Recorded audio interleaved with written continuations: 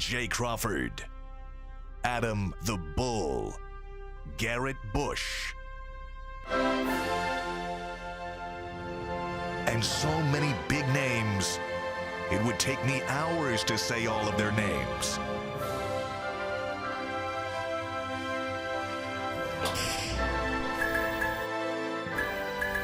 The ultimate Cleveland sports show. Booyah! It feels like Here we are. Back with Bull. It's been forever. It's been 2 weeks. I couldn't remember your name when you walked in. When I walked in, I go, who's that guy sitting in that chair? I was like, man, this is looking decent. First of all, how are you? Are you good? I'm good. I'm a little banged up for all this baseball Your practice. wing is a little sore, right? Oh, From throwing my BP? shoulder hurts, my legs hurt, everything, and I can't let the kids know that I'm hurting. No, you can't. By the end of practice, I'm like I can barely bend over. But Bull is out there going for the stretch. Real quick, we have breaking news. Legitimately, legitimately, Jalen Hurts 5-year, $255 million contract, the highest paid player in NFL history. Wow. That is no longer Deshaun Watson. Is it fully guaranteed? Includes 179.3 million guarantees. Okay, so the big difference there is obviously he's got about that 70% plays right of his money into guaranteed, The as Lamar opposed to Jackson Watson. situation. Yeah, Lamar no, it wanted does. to fully guarantee. Yeah. Hurts, 179 million. Wow. Shout out, first and foremost, before we get to this, shout out to that young brother, right? He was supposed to be the dude at Alabama. The guy came in, Tua came in, took his position. Yeah. He took his lumps. He went to Oklahoma, got better, got drafted in the second round. People wanted to get rid of him. And I watched this show called What Did I Do With My First Million? This dude is so responsible. He was like, yo, I got a little $20,000 car. I got my sister like a $20,000 car. I put the rest half of the money in the bank, and I went and put the down payment on my parents' house. Good for I didn't him. even buy the house. I just made payments on it. And so now for him to have $179 million for generational money like that, coming from... And deserve, too. Yeah, We've all deserve. seen how Yeah. hard he works. Yeah. Oh, he absolutely. is a fiend in the weight room. And he's a good comp for Lamar Jackson because they have a similar style of play. Run. Younger. Yeah, I mean, they're both very young. similar, you're right. They're I both mean- young, and like, even though Jalen Hurts didn't win the MVP last year, he was close. I mean, He was in the- until he got hurt at the end of the year. He was right in the discussion. In the conversation. I think Yeah. he had an equivalent, somewhat equivalent season to Lamar's MVP season. Now, That's in fair. fairness to Lamar, Jalen Hurts had way more talent around him on offense than Lamar did. Especially, I mean, look at the two great receivers he has with AJ Brown and the Devontae offensive Smith. line. Offensive line, they got a really good tight end. So he has better talent around him. But so, okay. Is that are you surprised at all by the total figure? Wait, and it gets even more. There's Hold on. more details come out from Tom Pelissero. Quote, the monster deal also includes $15 million in incentives, meaning Hurts can earn up to a record $54 million per year in the new deal and up to $274.3 million total through 2028. And Aditi has said that Burrow is going to make a smart play and go for a shorter deal because these quarterback deals age out so quickly. They do, yes. Look at what Mahomes signed, and when he signed it, Right. he's a bargain now. He's the best quarterback in the league. Yes. So I think that's right. I think Aditi's absolutely right on the money. I think Burrow is probably going to go for a much shorter deal so he can bank on himself long term and get the new big money every 3 years or so. Yeah, I mean, I'd rather him sign a long-term deal, but if I'm Joe Burrow, if I'm a player like Joe Burrow or Justin Herbert or who else is up for Hurts just signed his extension, I would rather sign a 3-4 year deal because then especially because they're young and they're still going to be in their 20s. But at this point, this contract hurts Lamar Jackson's argument about fully guaranteed. I think what we realize now, I think it just about books that he's not going to get a fully guaranteed. Deshaun Watson's contract is the anomaly. It's not. We wondered, would that become the rule or the exception? It's the exception. I think you're right. I think everybody else is looking at the Browns saying that can be the path you take. We're not taking that path. I don't agree because it's not. Jalen Hurts is not a top 5 guy. He was last year. Well, you got to think about it. Jalen Hurts is a guy who runs and throws the ball. Yeah.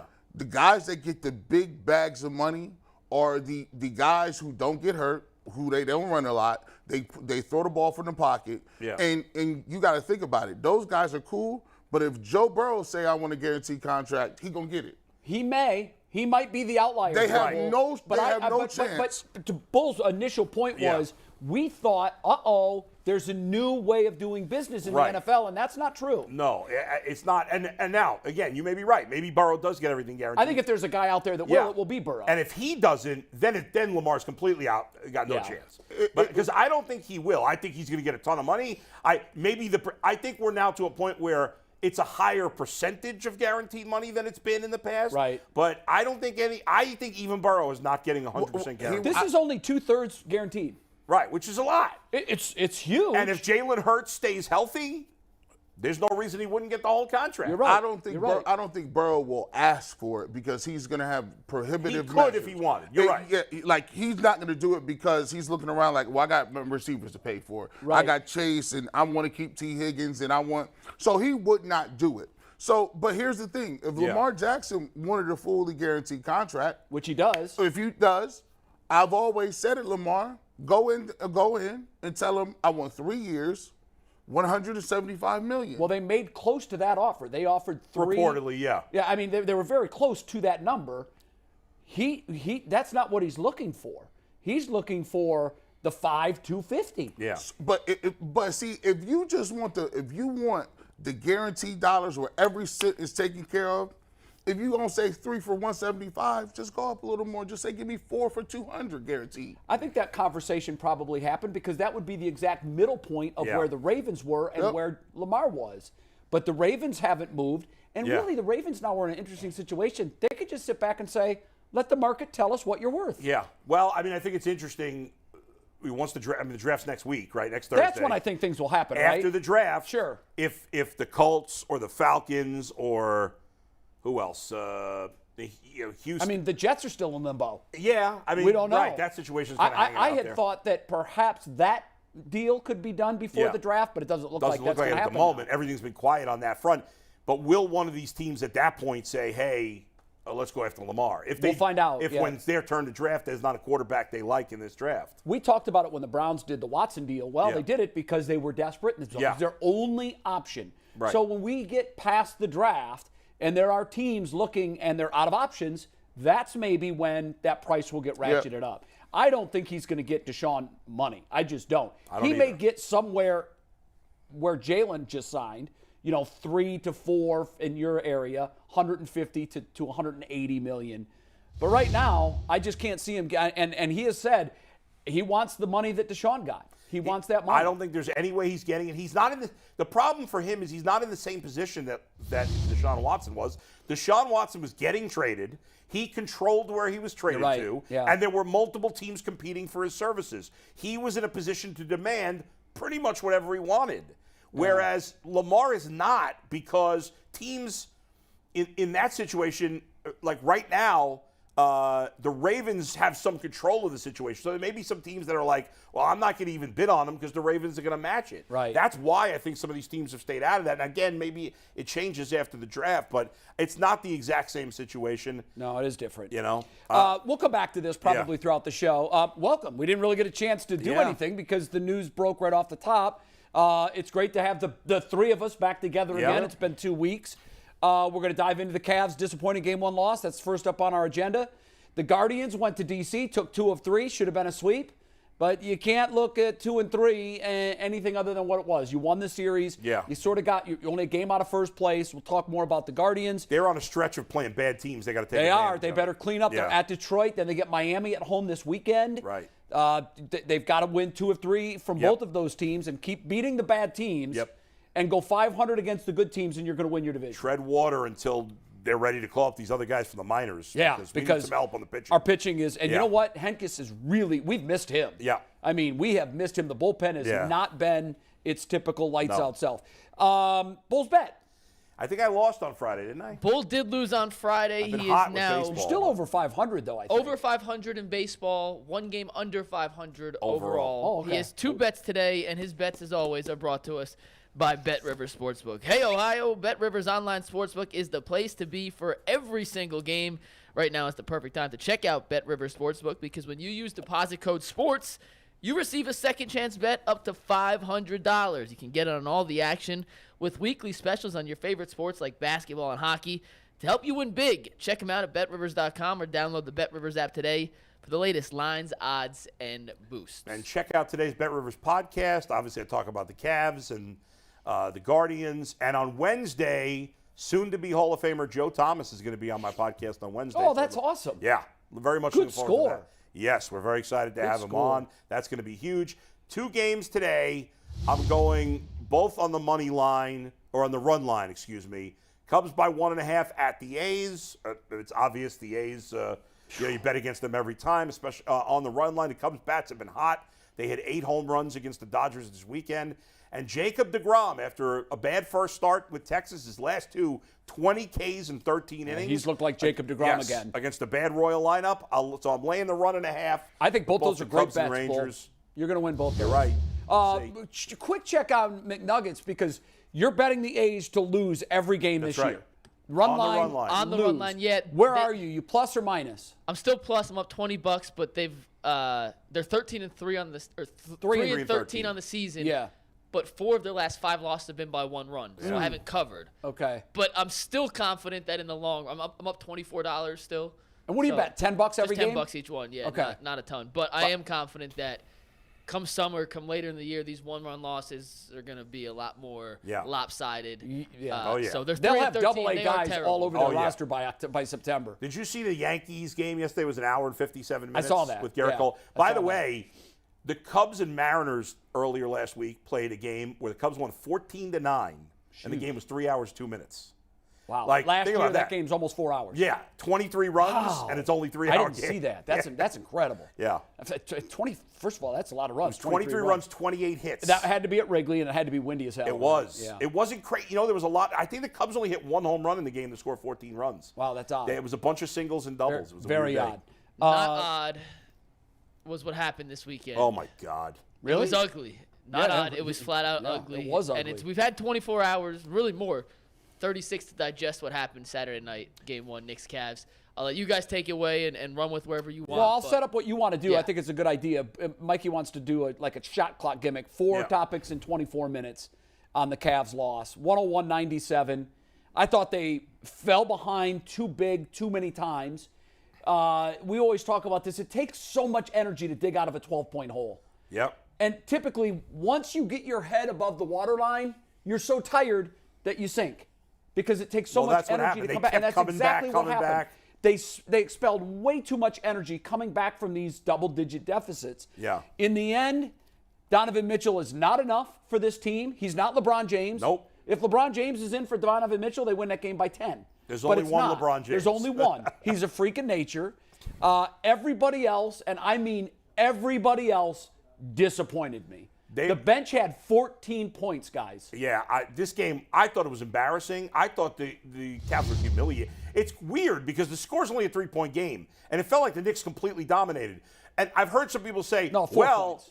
4 points. I've heard some people say, well, this guy's not going to play so badly for the Cavs, whether it's all these guys. Can we guarantee that? But here's the thing. The Knicks' 6th man of the year, he didn't score a point. No. Jalen Brunson barely played in the first half because of foul trouble. Yeah, but Hart killed it. Hart was incredible, and that was his first ever NBA playoff game. He's been in the league a while.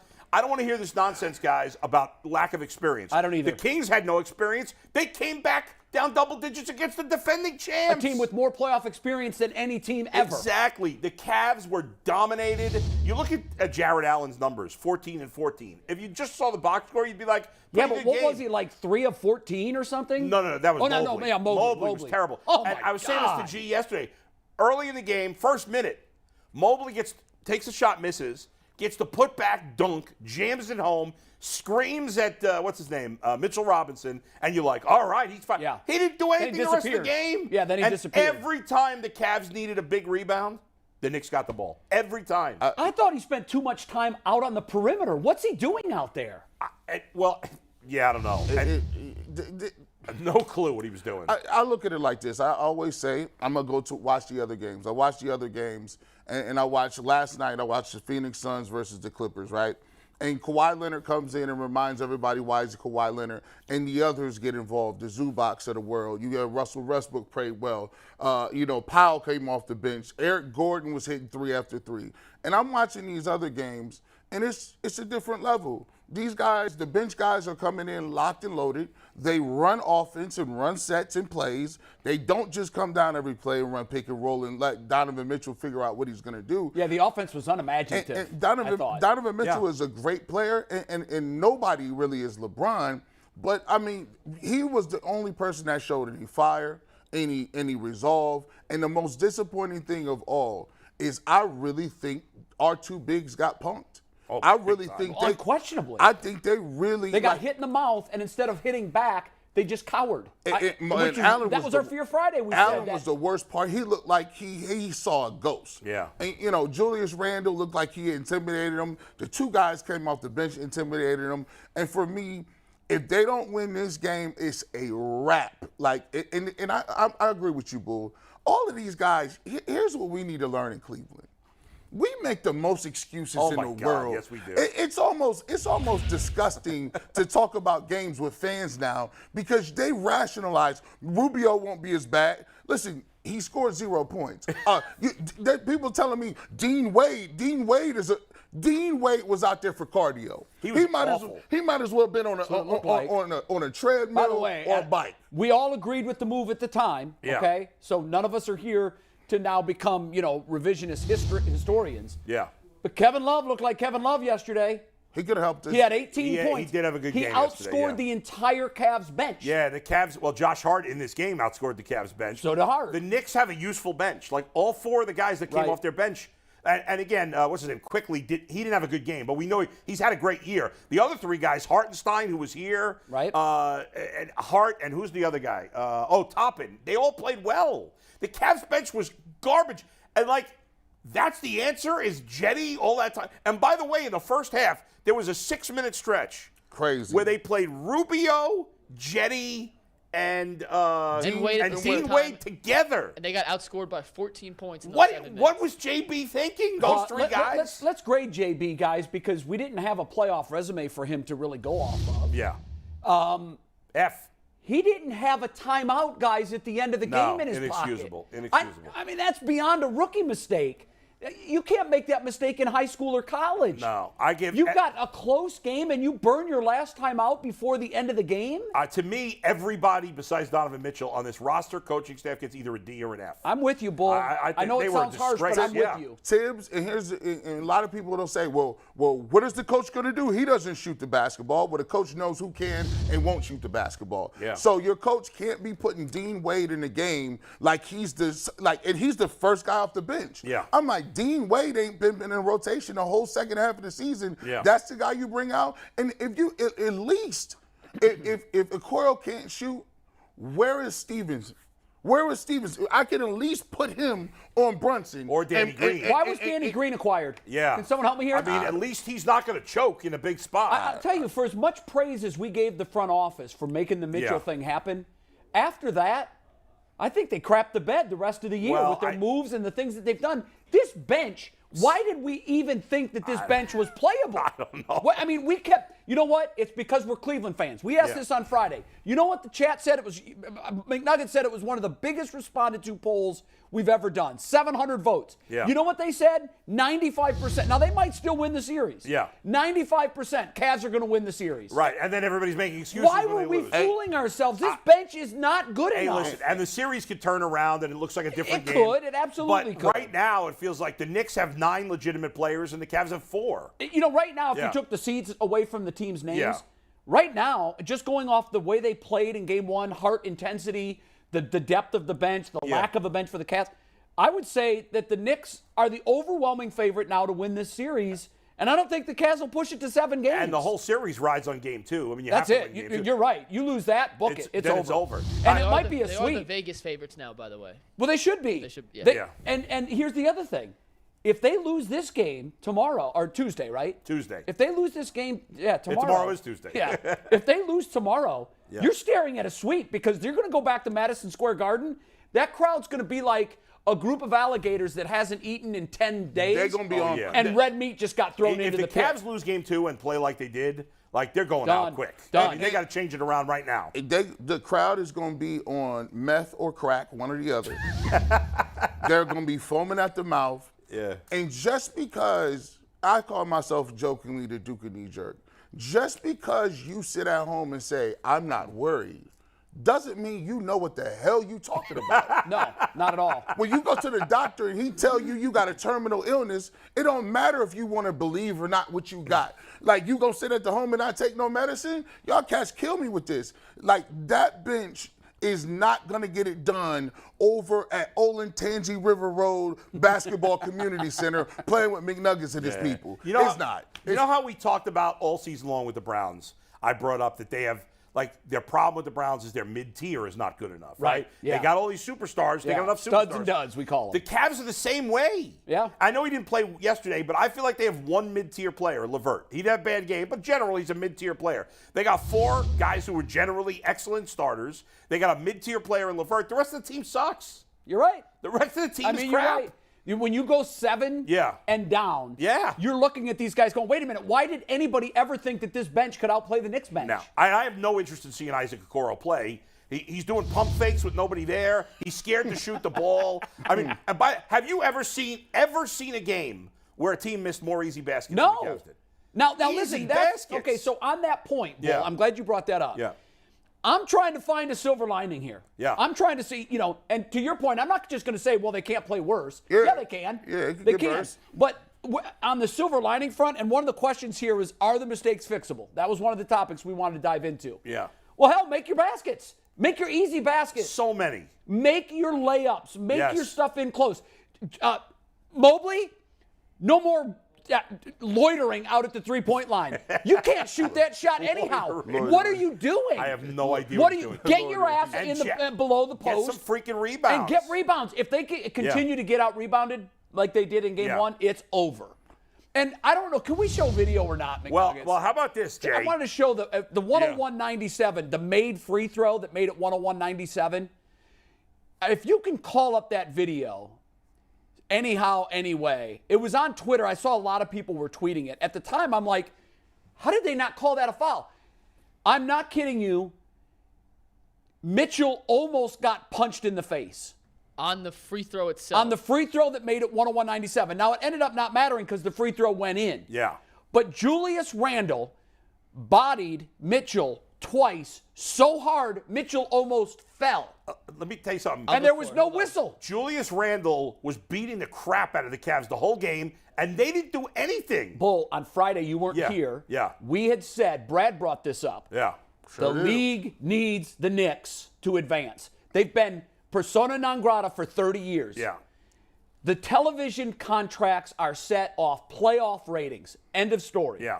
They need them to get to a second round. It's the number 1 market in the United States. Yeah. It's going to inflate the TV number no matter what. He said that, and I go, and you know what?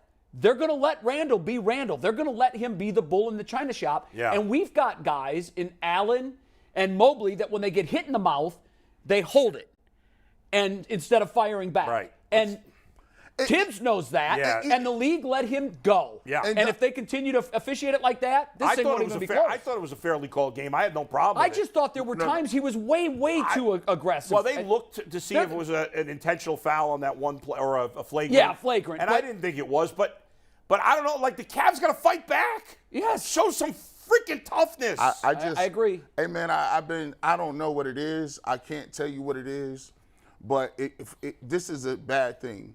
If the hardest team that I've ever seen in the history of Cleveland sports while I've been here is a baseball team, if that's the most intimidating team in the 95 minutes, you got a problem. Because I watch these guys, and here we said all year, people want to, I love the chemistry. I love how these guys love each other. They look like they're having so much fun. I'm going to tell y'all something right now.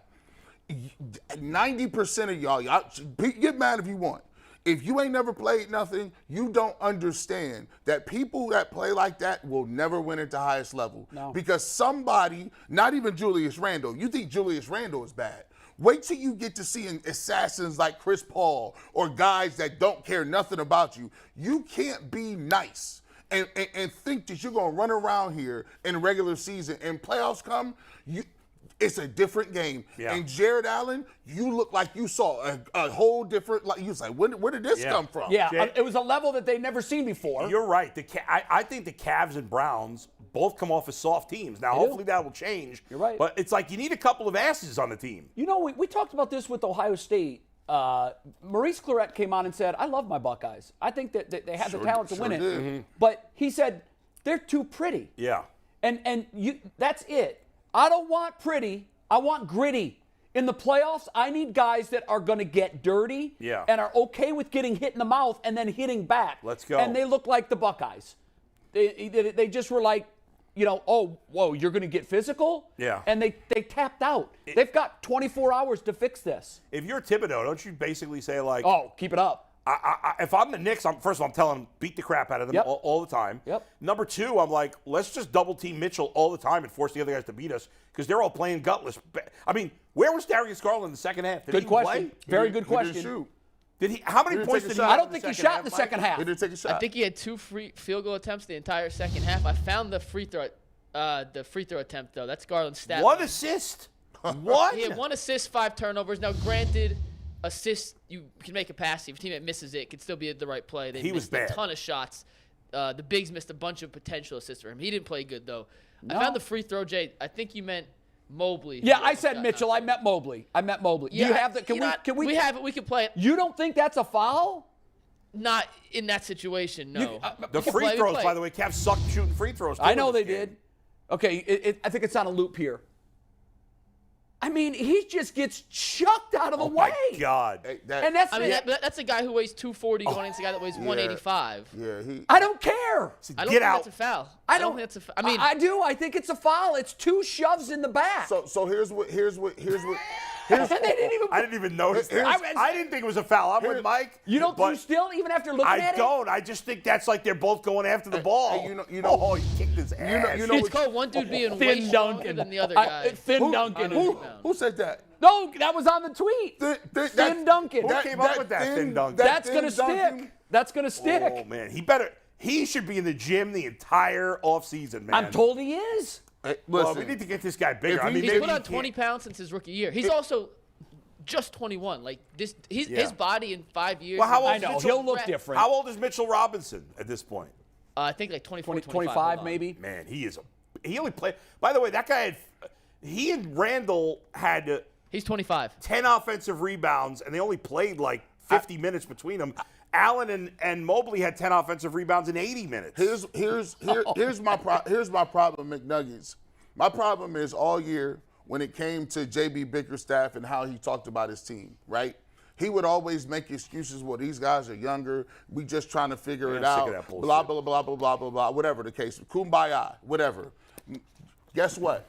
You could have done something that would have signaled out to your team. He could have came in a press conference and said, look, we're young. We're young. We're inexperienced, but we got bullied out there. Some people need to look in the mirror and figure out are they going to be men or how they going to handle this, because New York came in here and kicked our ass, and it is what it is. Now, when you say that publicly, as a man, you have to go back and look at your people like, we're not about to do that again. If we're going to lose and we lose straight up, fine. But we are not losing getting bullied by people. And really, it comes down to this. Who's going to hit? You at home. You got the home quarter behind them. Give them something to cheer about. And Donovan Mitchell, if JB ain't going to do it, hey, come here, Darius Garland. I need you to do something. Where the hell are you at? Exactly. By the way, did you know shots in the second Isaiah Hartenstein was like on the Cavs last year? Yes. Yeah. Yes. Why did we just give him? What happened? Did they cut him? I don't think they cut him. He's bounced around. He's also he's a player. I mean, he's not a star or anything. He's better than Lopez. There's a Tibbs brand of player. Yes. Okay. Yeah. That player is a guy who gets more out of his body. Yeah. That his skill set says you should get. Yeah. That player is going to go hard for whether it's 6 minutes or 48 minutes. Yeah. Whether it's the opening tap or the last possession of the game. He's going to ball out. He's going to give everything he has. There's that Tibb philosophy that guys, and they're very well aware of what they need, what they have to do to please their coach. And they're out there doing it for him. What's the JB player? I don't know. I think it's to be fair to JB, I think it's too early to know what a JB player is. Thibodeau's been a head coach for over a decade in the NBA. I know, but there should be some sort of thing developed. We know what a Tito player looks like. Hey, Now, I know he's been there forever, but we've seen JB in this role for long enough to say, oh, his players all are nice guys. And to be truthful, you can see the difference. You can see the difference between Thibodeau and JB by just this from the tip. Even when you said they called the game evenly, which I thought it was relatively even. Yeah, I don't remember saying, "Oh, that's a terrible call or non-call." But even when it was even, Tibbs was on the referee. He worked him hard from the start. Even the plays they gave them, even the whistles he got, he's on them like, you should have called that earlier. Yeah. Get your man together over here. You didn't see that down there? The whole time he's working the guy.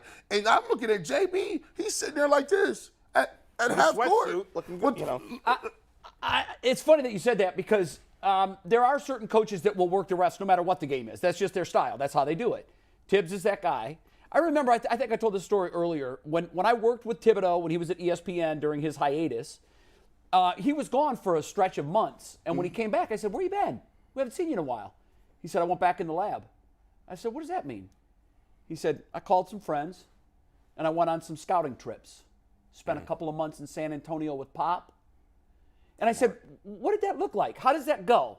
He said, I asked him if I could come hang out. He said, sure, come on. And he opened up his notebook, and he just started writing.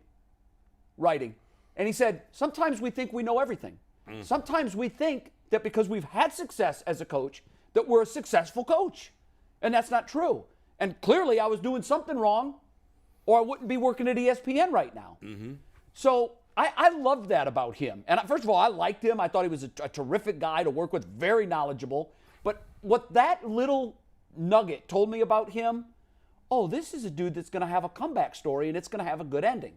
He's not done. And first of all, the fact that guys like Pop and others, he went to other NBA teams as well. The guys that they would do that, I think that's pretty big. Yeah, that's cool. But he said, I just went back in the lab. Yeah. And you know what? To your point right there, we could go back and look at a guy. We talk about LeBron all the time. Look at Mike Brown. He was here 2 years. He was 2 stints, long stint, 2 stints. Right. One was a little short. Yeah. He's now in Sacramento. Now, Mike Brown was always known for great defense. Offense was horrible. Sure. We don't know. He now is in Sacramento, and they have the most efficient offense in the league. What'd they score, 126? 126 against the Warriors. And De'Aaron Fox was getting all the other guys shots in rhythm. We're gonna talk about Fox in a sec. There's some Fox stuff we have to touch on. We did yesterday on the panel at the card show. You said you had something you wanted to touch on before we leave the Cavs. I do. I got 2 things real quick. Tomorrow we're gonna attempt something. You know how we've done Coach Tyvis on the iPad and break down some things. I'm gonna try going back to the last 3 possessions of the game and diagnose where the Cavs went defensively wrong. And a lot of it comes down to rebounding, and rebounding more than anything is effort.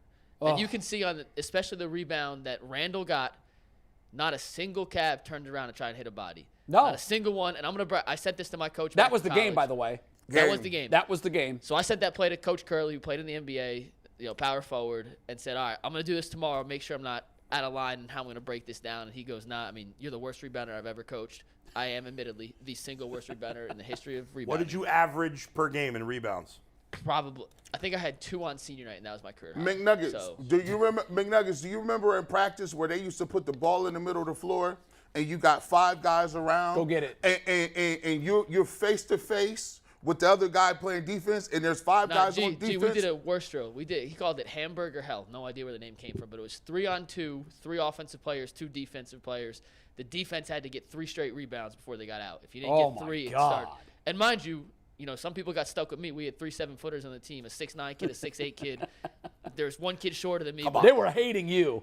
Oh, it was literally Mike says 3 7-footers as if they're legit. If you're a 7-footer playing Division III, you're doppy. Come on, let's be honest. In a rebounding drill, I don't care if you're 7 foot. Okay, that's true. I'm 5'9". You're still close to the basket. The offense has the advantage already. So I sent it to Coach Curley. Coach Curley broke it down with me. I'm going to try doing it tomorrow. Hopefully it works out. With technology in the iPad doesn't always work. Can I ask you one question? I don't want to give away what you're going to do tomorrow, but to me, it was effort-based. It is effort-based. Okay. Oh, yeah. It looked like a 100% total effort-based. 100%. Like they thought it was a regular season game before halftime. Too many people. And it was a playoff game. And awareness. I also thought Thibodeau did a much better job with this. Like when the Cavs made that run, was it late first quarter, early second quarter? I can't remember now. And they closed the gap. And then or right at the beginning of the second half. Remember, like the Cavs got off to a good start. They had to do that several times. And then Thibodeau called a timeout and just killed the momentum. And, like, I feel like the Cavs never did that. No. I still can't believe he had Jetty, Rubio, and Dean Wade on the floor at the same time. This is the playoffs. The last point on the Cavs, G, and I'll let you start here, and if you want to take it a little different way, by all means. But we saw the Kings and some other teams in the league, equally young, first playoff experience, not kind of shy away from the moment. G, why do you think so many of the Cavs making their playoffs debut were just not ready for that spotlight? Man, so it's about leadership, right? So sometimes this is why, people think that I'm super negative on people. It boils down to leadership to me. Like when you are a coach, you are a motivator, you are a teacher, you're a facilitator. And sometimes what you don't understand is, I watch Coach Prime right now. Coach Prime is going through spring practice, and he's a new coach. He was 1-10, and every time he come in there, it just seemed like he on one. He's saying, look, if your grades suck you out of here, I'm not getting effort. I'm sending people off the field now. He's just over the top. And sometimes as a player, when you in it, you don't understand why players are like that or why coaches are like that. Is he setting a culture? He's setting a tone. And so when your coach is running around pissed off all the time, you like, man, I'm tired of getting yelled at. I'm tired. Everything I do ain't right. But guess what? He's mentally preparing you. He's trying to tell you, if you think I'm tough, wait till you get out in New York and the crowd is going crazy and the refs ain't giving you calls, they being overly physical with you, and your shots ain't falling. What are you going to do? Are y'all going to turn around and fold? Or are you going to come together and look at each other and be like, nah, we put too much work in for this, and you know what we had to go through to get here. So I just think sometimes you're not preparing the people, and when you got a young team, a coach has to be hands-on. You have to be hands-on. If you got a veteran team like LeBron them, like when they won, they'll figure it out. Let me ask you this, both you guys. 30 shots, 38 points, I think. Is that too many? The reason I ask that, I know he's got to be a volume scorer. He's got to be their leading scorer. But to me, it felt like the guys just fell into a pattern where they were just content to watch him play. But what choice did he have? Well, you got to get other guys involved. He had 7 early. assists. Early, though. I thought he was passing the ball, but guys weren't making. He had 7 assists, even with them missing all those shots. 8 assists. I know. I don't know what the answer is, but to me, it felt like the early Bulls teams with Jordan and the early Cavs teams with LeBron, where they were just like, well, he's our dude. We're going to sit back and watch him play. Somebody else has to feel the urgency. If he wouldn't have did what he did, they would have got blown out. Like, because there was no, like, when you look at another man's eyes and you see he ain't got it, he saw early, my bigs is not converting underneath. So he just took the race. He said, I can't do it. Because it's game. Mobley had his opportunity. 13 shots is a lot. You know what? He just couldn't make them. One of the, take a look at the Lakers box score. Call that up. Okay. I think they had 5 guys take 13 or 14 shots. To me, 5 guys take 13. That's unbelievable, guys. That's the formula for winning basketball. But again, that's the LeBron effect. No, I understand that, but that's a team with LeBron on it. But Jay, Garland and Mobley had 13 or more shots. They just weren't making enough. Yeah, but how many? After that, it was a huge drop. Right, but who else is going to take a lot of shots? Well, I just think when a guy takes 30 shots, I think oftentimes that tends to be more often than not a recipe for a loss. Yes, here's the thing. It's like when a quarterback throws for 450 yards. He did all of that, and you do realize that they were down. They were, up 1. Yes. With the ball. With 2 minutes to go. With 2 minutes to go. Yeah. That 3 that they ended up hitting, there was 1 second left on the shot clock. I thought it was going to be yet another shot clock violation. And if it is there, I think the Cavs win that game. Yeah, probably. I mean, he put the team on his back, and he almost did enough in a game where everybody else played like crap. You got to read? I got 2 super chats here. When we bring you guys super chats, it's brought to us by PCC Air Force. And thank you to Always Balling 7, because his super chat leads us directly into our next topic. If you're looking for a job with career advancement and great benefits, well, PCC Airfoils is a leading manufacturer in Northeast Ohio. All locations of PCC Airfoils in Eastlake, Menor, Wickliffe, and Minerva are hiring for all positions starting at $18 and up, plus full benefit packages, paid time off, and a signing bonus. You can apply online at precast.com/careers to learn more. 2 super chats today. One from Brett Watson. He said Jarrett Allen looked like it was his first day in prison. locked up abroad. That's funny, Brett. That's That funny. is so. Hey, what's his name again? Shout him out. Shout out Brett Watson. That and Thin Duncan. That Thin Duncan. Thin is Duncan crazy. was good. And then always balling 7, which leads us right into our next conversation. With the Giannis and Hero injuries, which if you didn't see, Hero broke his hand. Giannis is a lower back contusion. Hero's out. Giannis' status TBD. Do you think this makes the New York-Cleveland series even that much more important? Winner now gets a potentials fight. Yep. At a Hell shot yeah. in the Eastern Conference No, Final. I don't think. First of all, I don't think that he's going to be gone for the series. I just see Giannis almost look like he tore his ACL and came back like the next week. Right. and Now, hit what for might 50. happen is they might mess around and get dinged. Yeah. Then you got the Heat. Right. Then, should the Cavs win, how about this rematch? Kevin Love v. Cavs. Yeah, yeah. I can't imagine that the Bucks are not going to pull it together and win 4. Still think they're going to win 4 in a row and win the series. I do too, for the record. The Bucks. Having Tyler yeah, Hero okay. I out thought you were talking about the Cavs. destroys I a was like, terrible wow. Miami Hey, offense. I'm gonna tell y'all this though. Remember what I said? I wasn't jinxing to nobody. People get hurt, bro. Remember I said, listen. No, you did. Hey, You did. The last few years in the playoffs, it seems like everybody gets hurt. they get hurt. Especially. But a back contusion, that's not a big deal. But here's Well, we don't know. I don't think it's going to be either. But, the thing with the back is we saw this with Larry Bird late in his career. We've seen Tighten this up. with other guys. Yeah. When it's bad, you're right. just about useless. You're just about useless. And plus, if he turn around and box it down and rebound, then once again it comes down to physicality. Because think about if Julius Randle was right there and Giannis was there. Right. He's gonna give him that business. I bet the Bucks are secretly rooting for the Cavs to Oh, win the series. I guarantee you they are. I guarantee you they are. Because they know don't- that the Giannis matchup becomes a million times easier. Right. And they With got, Finn And the Knicks are just a physical team, and they can run. Bigs they at run you. these bigs off the bench that can just beat you up. The Cavs have nothing off the bench. I know we want to talk about the other NBA series quickly, but there was one thing that you wanted us to ask that I didn't. I'm not changing my pick. I picked the Knicks, so I'm not changing my pick. I'll stand by the you Cavs. guys I'm wanna going to stand change by it? Cavs You're in gonna stand 7, by it? but I don't feel that good about it. No, I don't feel very good about it. Now, listen, can they win the series? I had them winning in 7. I still think that they'll probably win to what, tomorrow? It's tomorrow. They play tomorrow. Yeah, tomorrow. I think they'll win tomorrow. Now but- they have to find a way to win one. I in think if New they York. lose tomorrow, they're getting swept. No. I agree. They lose tomorrow. It's going to be a quick one. I do But not. I think they're going to win tomorrow. I do not have them. I do not have them winning the series, and it ain't no knee-jerk reaction. It's just from me watching. So you are changing your pick? Heck yeah. Like I don't like the energy level. I don't like the toughness.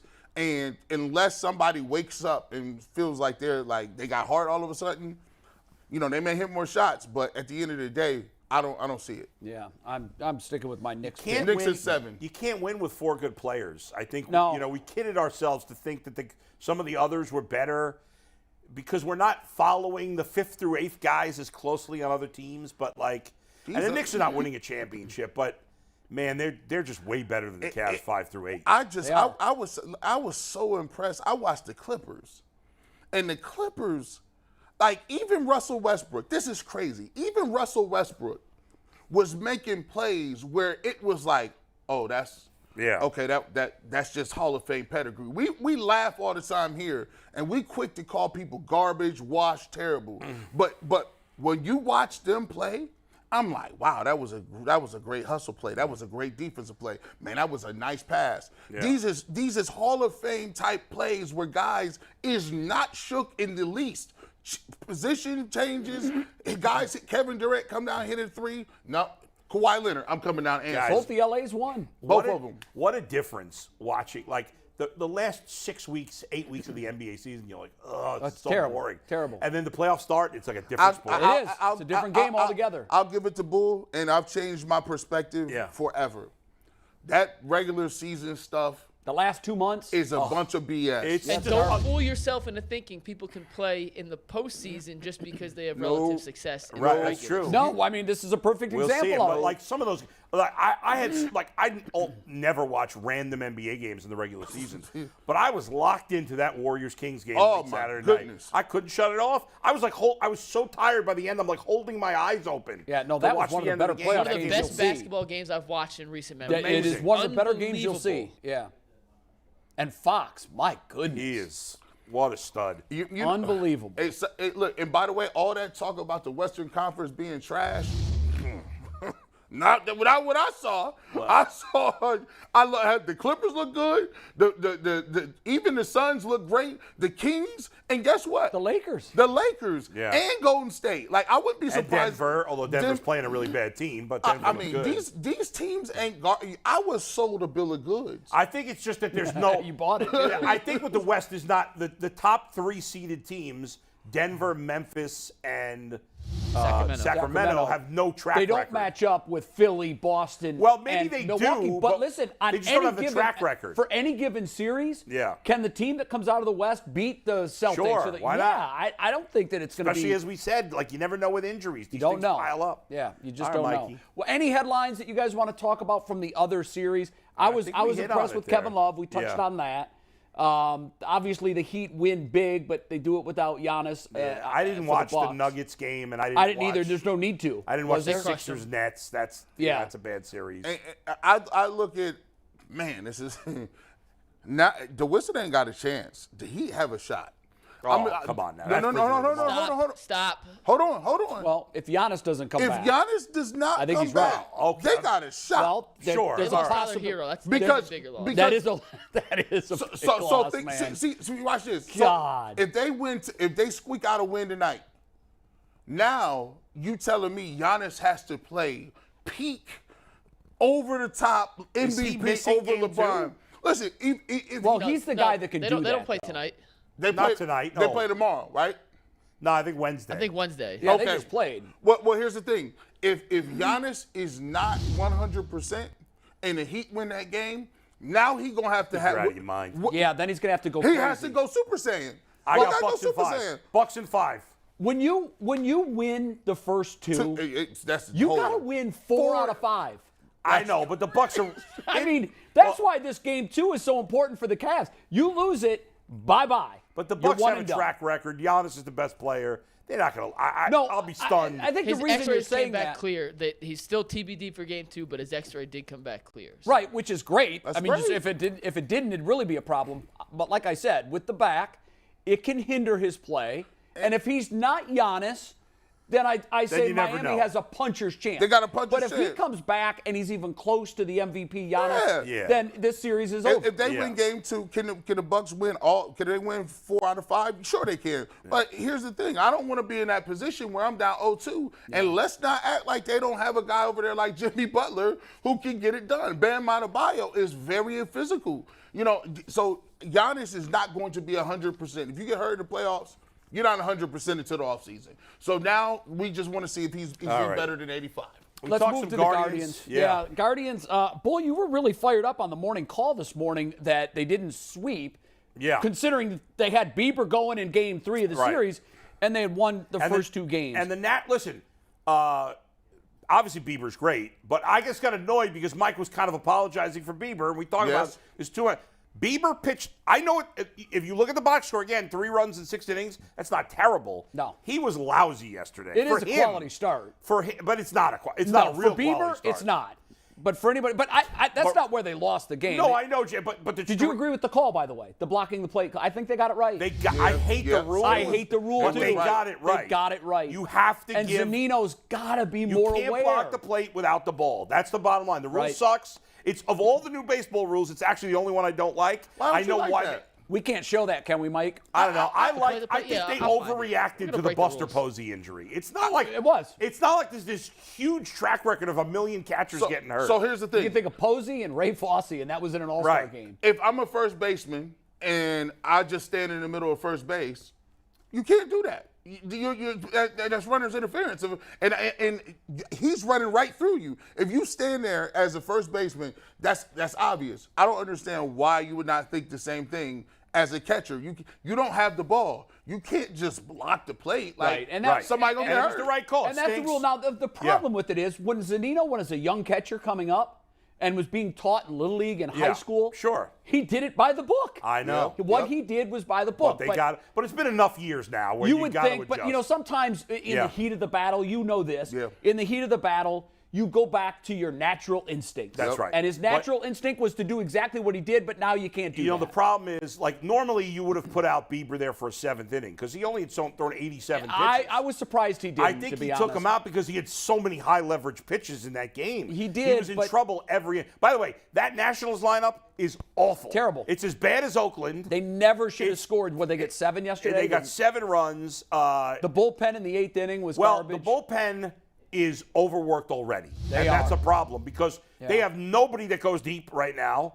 You know, none of you trust any of the other pitchers right now? Well, when Karinchak comes on, I have a mini stroke every time. Every time. Every time he pitches, I have a mini stroke. Here's the play. Yeah. I'm sure that we're going to see another angle of it. We can complain about the rule all we want. They got it right. It was the right call. They did. And even it took them a long time to confirm it, but as soon as I saw the replay, I said, oh, God, he's safe. But pretty much everybody in the Guardians' pen is not as good as they were last year to this point, and they're getting overworked. What we said all offseason, one of the most difficult things to do year to year is carry over bullpen success. Yes, and that's why I advocated for them, as good as their bullpen was, I said I wanted them to get another veteran starter and a veteran relief pitcher. 2.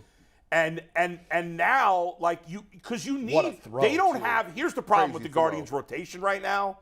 Yeah, you can't do that. He was there too early. The problem with the Guardians' rotation right now, Jay, is they have no innings eaters except for Nobody.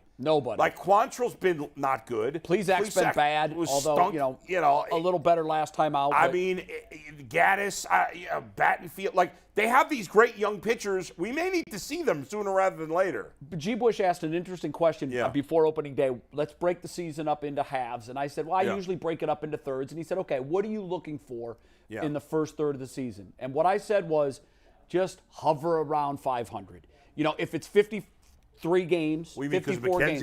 Yes, because knowing what I said was, so if you split it into 54 game sections, what I wanted to see was, be 27 and 27 or be 29 and 25. Because you've got to get through this stretch, which looks like it's going to go into May now. You've got to get through this stretch without their number 2 arm and just get by. And right now, they're on line to do that. They're a couple of games over 500. They're a game out of first place. I think their record's fine. Yeah, there's no reason to panic. But I'm worried, and the Guardians don't panic, right? No, they're not if the Cavs and Browns could be knee-jerk organizations, the Guardians are never a knee-jerk organization. They trust the process. But at some point here, your record may still be good, and you say, okay, we're treading water, we're fine. But the tally on the bullpen doesn't go away if you bring up the starters later. If you look at the Guardians pitching staff right now, you can't name one pitcher on their entire roster that is doing better than you expected. Nobody. Everybody's been what you expected or worse. Below. You're right. Everybody in the pitching staff. And that includes Bieber, by the way, who's for the most part been really, really good. Right, but he's not. But I didn't expect the egg that he threw yesterday. I didn't expect that. No. He's not like Garrett Cole has been absurd for the Yankees. He's been who we thought. Bieber's been for the most part great, but he hasn't been Garrett Cole. No. The rest of most of the relievers have been disappointing. But Bull, how much does Hench's injury?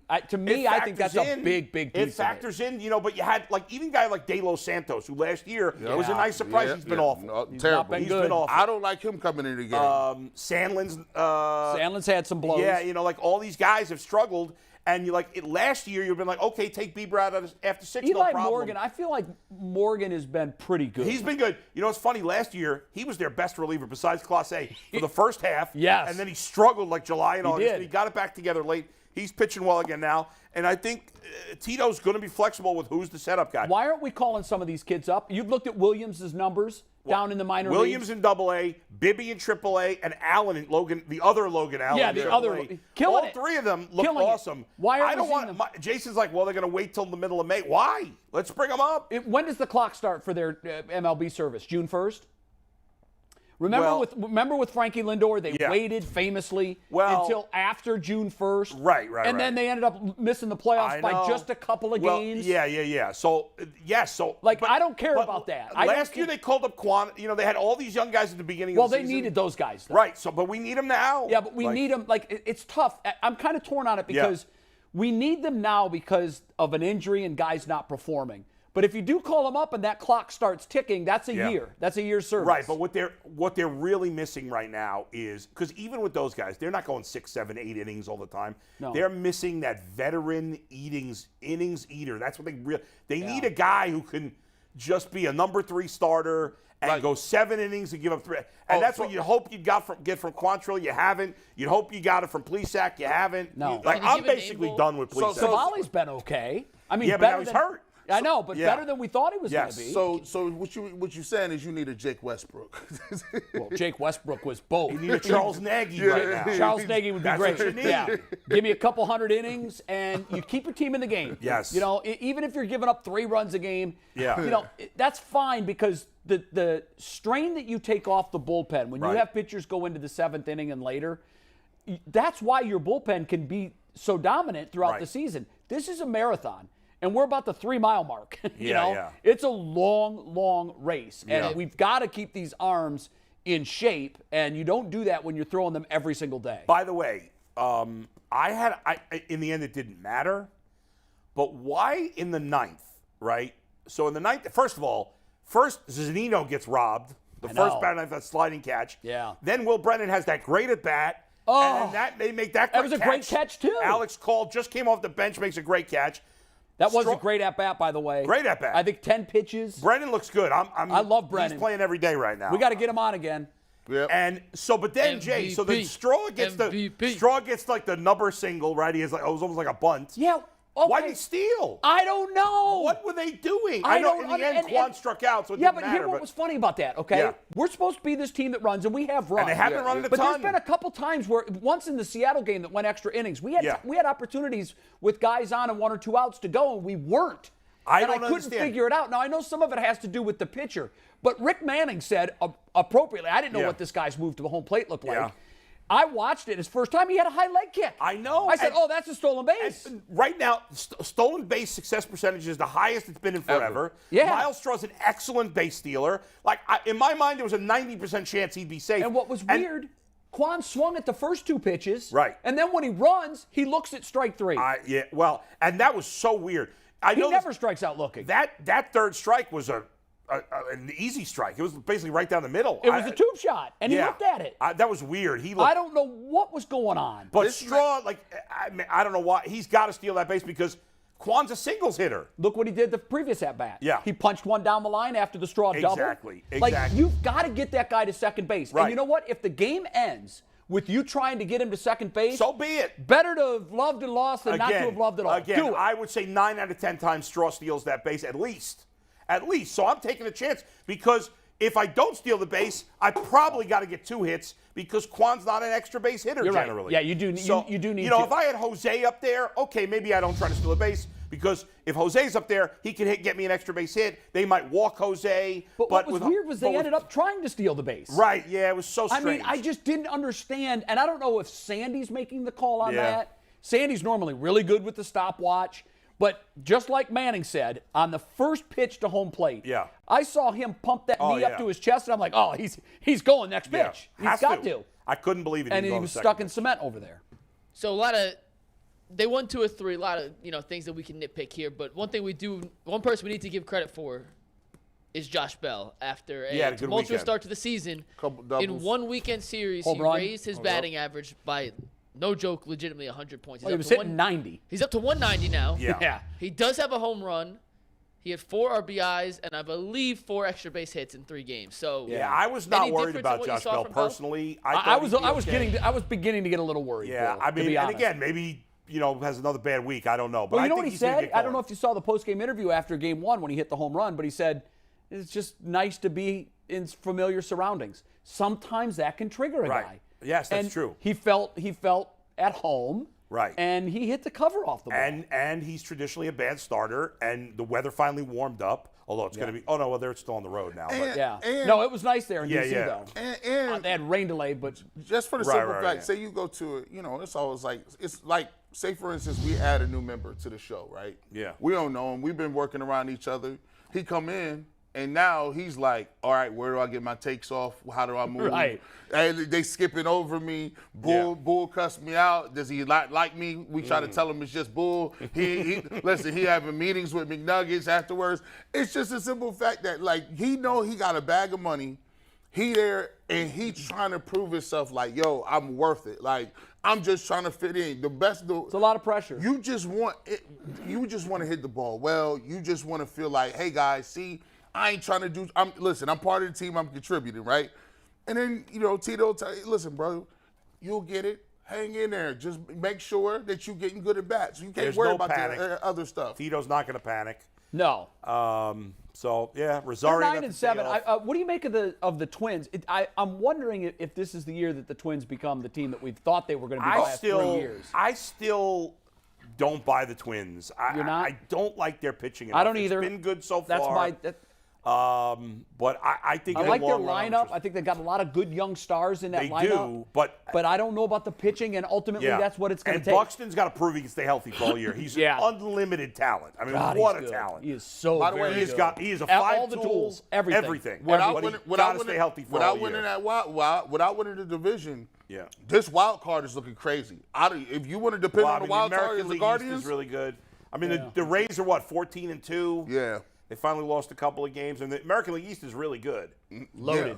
Yeah. It's one. Actually, the Red Sox are playing right now because it's. The Marathon. It's Marathon Day, which is a crazy day. 10th anniversary of the bombing. Who's that? Is it 10 years? Yeah. David Ortiz was the grand marshal for the parade. Oh, that had to be fun. I was 2 blocks away when the bomb went off. You were? I didn't realize it was 10 years ago. No kidding. Yeah, the finish You were line. going to school there, right? The finish line's 2 blocks away from Emerson, and we were at OB's house. Could you hear it, feel it, anything, or no? Yeah, let me do the call agree real quick. Okay. Because we're going to have a guest on any minute here. Matt Ain should join us, talk a little baseball.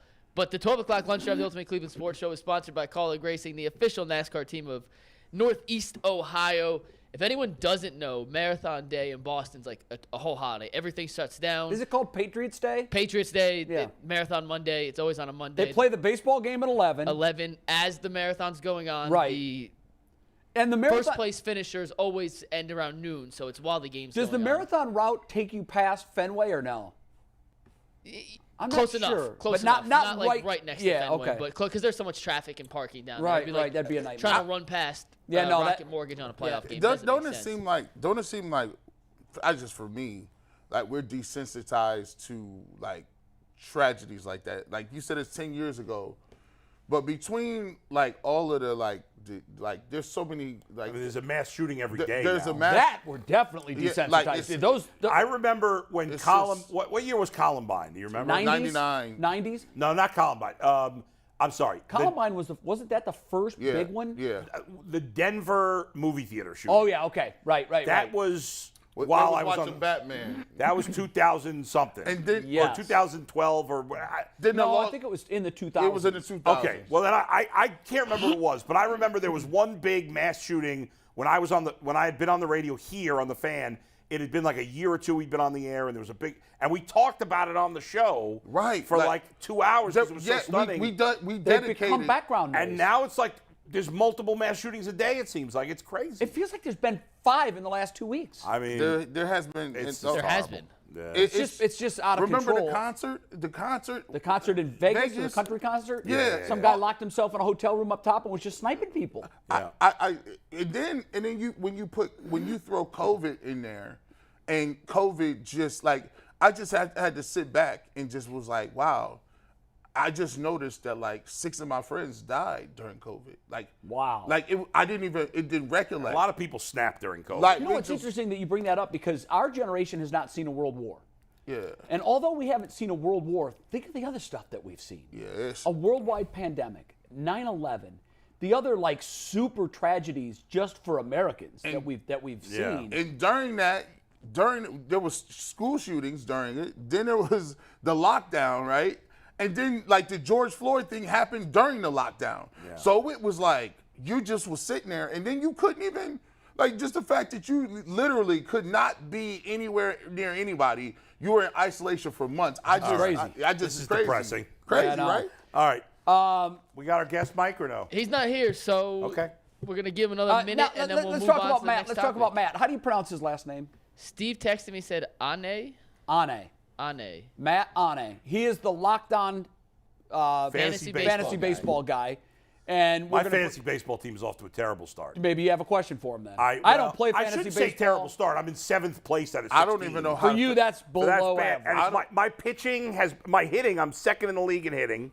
I've been killing What's your staff? Your starting staff look like? They've all been terrible. I have a guy I picked to win the AL Cy Young, Alek Manoah, has been horrible. I know he has. I have Aaron Nola of the Phillies. He was okay yesterday. Before that, he's been horrible. I have Blake Snell of the Padres. He's been terrible. Awful. I have Jamison Tyone of the Cubs. Pitched well his last start, but before that, he'd been terrible. Tell the people. I have Tanner Bibby sitting on my bench. I'm waiting for him to get You drafted him late, didn't you? Bibby.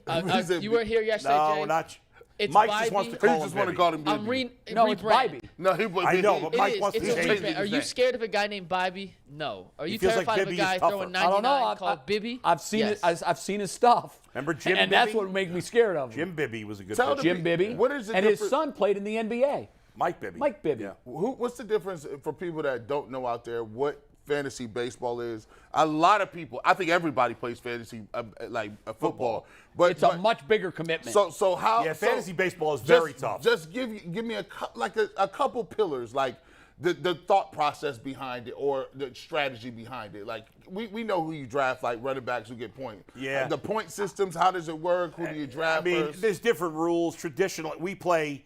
It's 5 pitching categories and 5. You set your hitting lineup every day or once a week? We do every day. Okay, yeah, those are the good ones. Yeah, I love that. We used to do once a week. I hated that. I was in one once that was once a week, and I'm like, this isn't baseball. This is not how you would do it. No, I said we start. You have a 32-man roster. Okay. You start 20 guys every day, 12 hitters, 8 pitchers.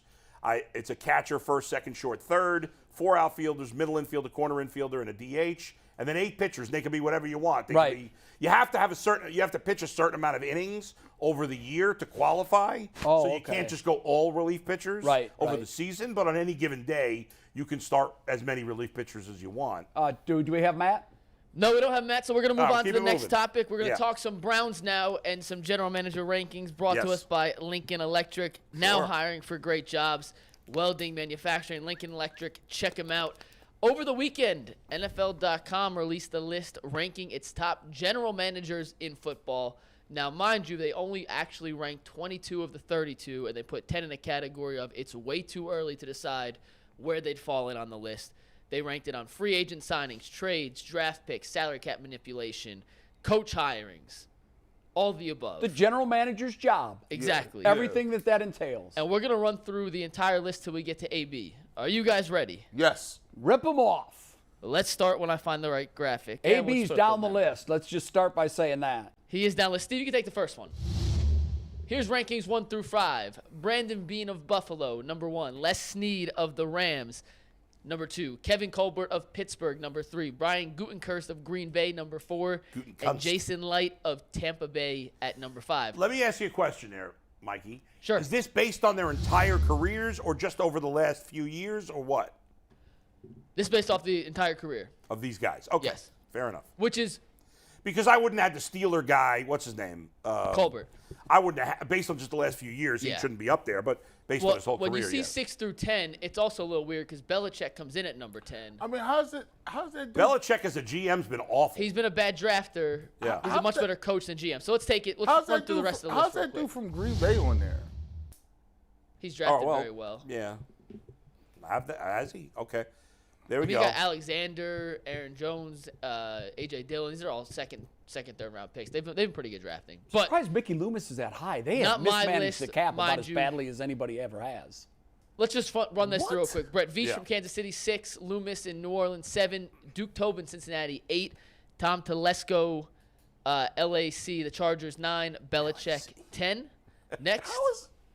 John Robinson, 11. Ballard of Indianapolis, 12. Lynch is John way better Lynch, than San 13th. Francisco, I'm 13th. sorry. Howie Roseman, That's Philadelphia, way off. 14th. That don't make no Eric sense. DeCosta, Who the hell 15th. did these rankings? This is trash. I'll get the number right now. Last one real quick before I can take. I only got 2 hands. So you got Howie Roseman and John Lynch are 13th and 14th. This Make list any is sense. trash. Well, that's my point. Barry's at 18. So even based on a trash list, appropriate, too high, too low. What do you think? Now, they only rank 22, right? Because some of these guys have been on the job too Yes, long or too correct. short a time. Yeah. Okay, so Andrew mean- Berry, 18 out of 22. Probably about, maybe I'd put him a little higher, but not much. I mean, I can't put him, I'd probably put him ahead of Jerry. I don't know. I mean, Jerry Jones is a terrible GM. Oh, wait, guys, I have a hand up. Big mistake. Yeah, something's wrong here. I took last year's list. Oh, my God. Hand up. Huge mistake. I was like, Mike. how is he? Huge mistake. Other than that, Mrs. Lincoln, how did you enjoy the play? Mike, that is I apologize. embarrassing. That's terrible job out of me. I took the 2022 list. I have found the 20. This is Greg Rosenthal. That is Mike's worst producing moment ever. in a year. Terrible. I have found the as we got 2023 down the list. list, Wow. Wait, hold on. I just found a list of podcast producers that goes 1 to 25, and at number 26 is Mikey McNuggets. Right. I don't know how that happened. Up until today, if I were grading Mike as a producer, up until today, he would have gotten an A+ for Solid me. A. Yeah, Solid A+. And now I got to knock him down to an A. Yeah, I You've agree. lost a plus. You know what's crazy? You've lost a plus. Well, hold on. How the hell did you pull 2022's list? I apologize, but what's crazy, Barry's dropped a number. You know, I sent you guys 19 on the list. You did send us And 19. when I sent it out 19, he's 19 on this year's list. He Out was of how 18 many? on last year's Where list. is Lynch and where is Roseman? Howie Roseman's number 1 on this year's list. Okay, so he was number 19. I'm like, this list is Yeah. small. So here is the 2023 list. Go I don't ahead. have graphics for it because Okay. I'm a Yeah, Duke stupid Tobin's big probably fat- higher too, Here, right? let me talk to the camera for 1 Tobin's sec. higher. Let me talk to the camera. Lynch is higher. To the people out there at UCSS watching, I am genuinely an idiot. I messed up. I promise to do better. That is the worst mistake I've made in almost an entire year of working on this show. I am sorry. This will not happen again. And if it does, I will cut off the other piece of hair that I promised to cut off if Danny Green doesn't play in Game 2. I am sorry. Okay, here's the 2023 list. Steve, get me off the full screen. Howie Roseman at number 1. Much better. Brett Veach, Kansas City, number 2. Much better. Yeah. Duke Tobin, Cincinnati, number 3. There you go. Those are the 3 best teams in football last year. Brandon Bean, Buffalo, number 4. Looks good. John Lynch, 5. number Those 5. are your Now top we're 5. cooking All the right, free. top. Now we're in a much better place. Much Yeah. better list. Yeah. Yeah. Les Snead, 6. Brad Les Snead Holmes is the of Rams? Detroit. Yeah. Yes. Okay. And I'm still confused. So I mean, by the way, this list, while their whole careers, there is a recency bias in it. Yeah. Sure. Yeah. I mean, Yes. if you look at Yeah. the top 4, it's the best 4 teams last year. Even And- 5 with the Niners. Niners at Yeah, 5. and the Rams did win a championship 2 years ago, yeah. And they doing a good job of tearing it down, right? Like Yeah. they got rid of Jalen Ramsey.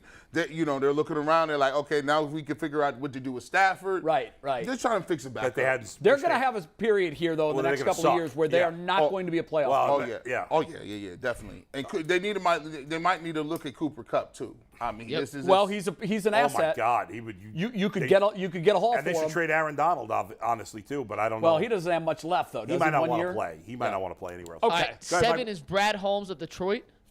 Yeah. 8, Wow. Gutekunst of the Packers. 9, John Schneider of Seattle. He did a nice job. Yeah, he with his did a real draft. good, And real Jerry nice job. Jones rounds out the top 10. He's Jerry too high. Jones. Yeah, he's too high. Belichick at 11, so he's dropped a spot. Belichick is still still too like high. that. Tom Telesco of the Chargers. DeCosta of the Ravens at 13. Loomis dropped significantly from that first list. Where's I the wonder Jets why he's GM? so high.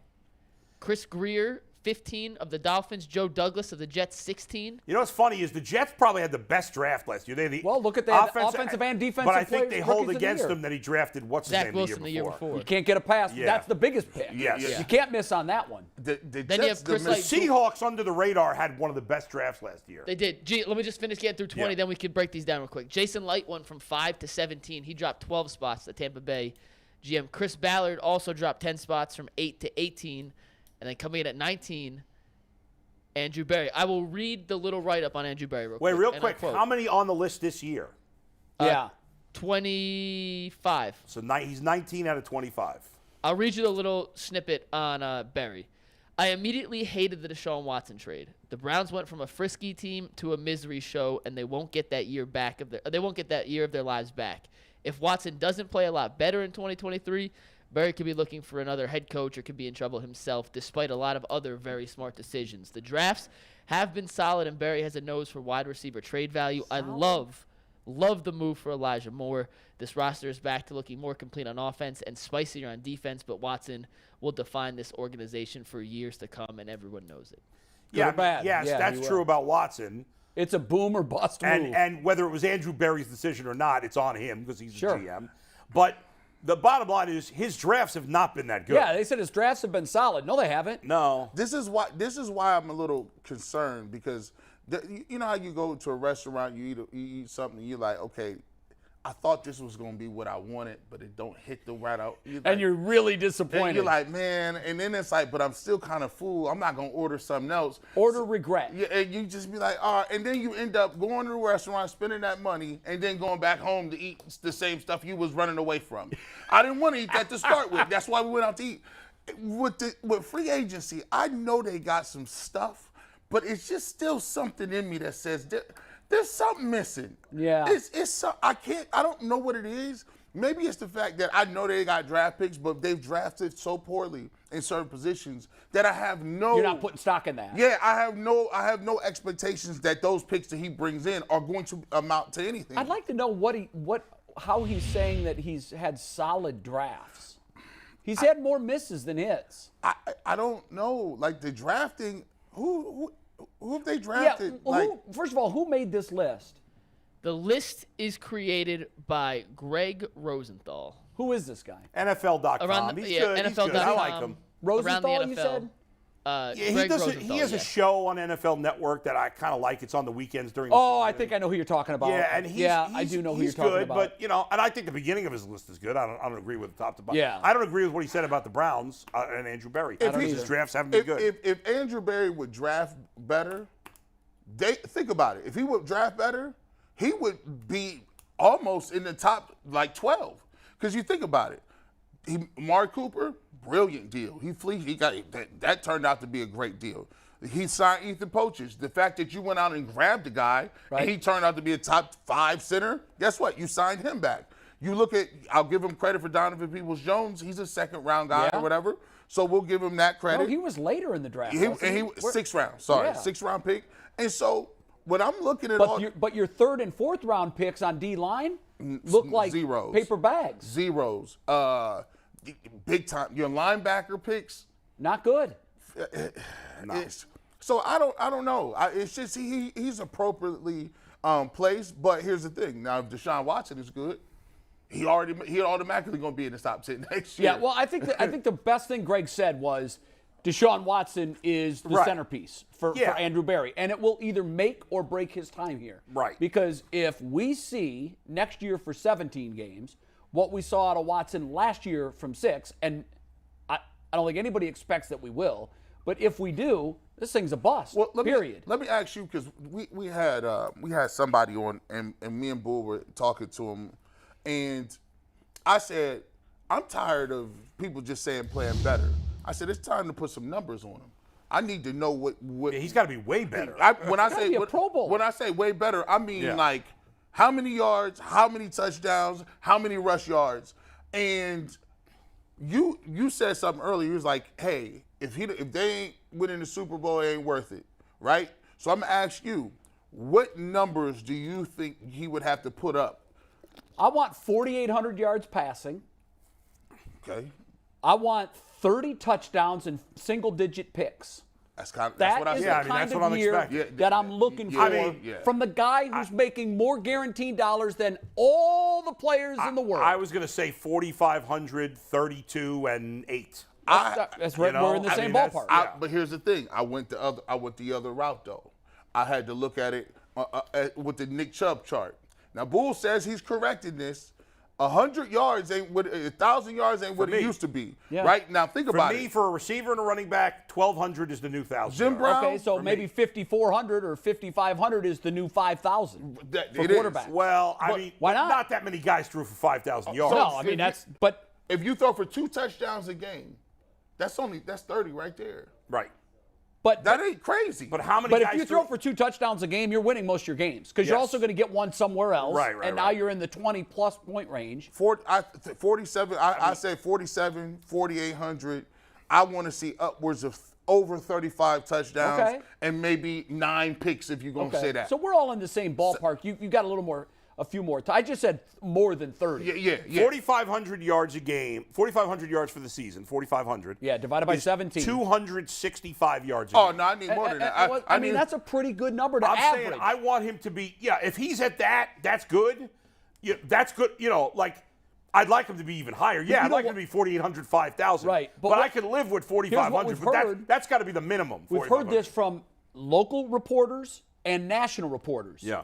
Can't remember who the national reporter was that said if you're trying to figure out what the Browns' offense is going to look like next year, look to the Steelers game at the end of the season when Deshaun threw it all over the yard, all nonstop. Yeah.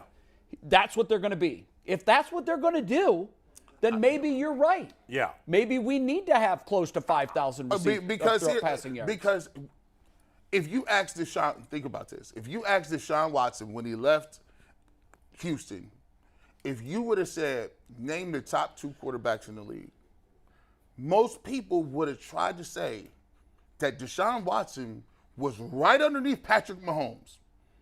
I never had him that high. He was a dude because remember, they gave him a contract. It wasn't he Patrick was in Mahomes, the argument at that time. But he was putting up the numbers he put up. They were saying he was at least in the top 3. I had him top 5.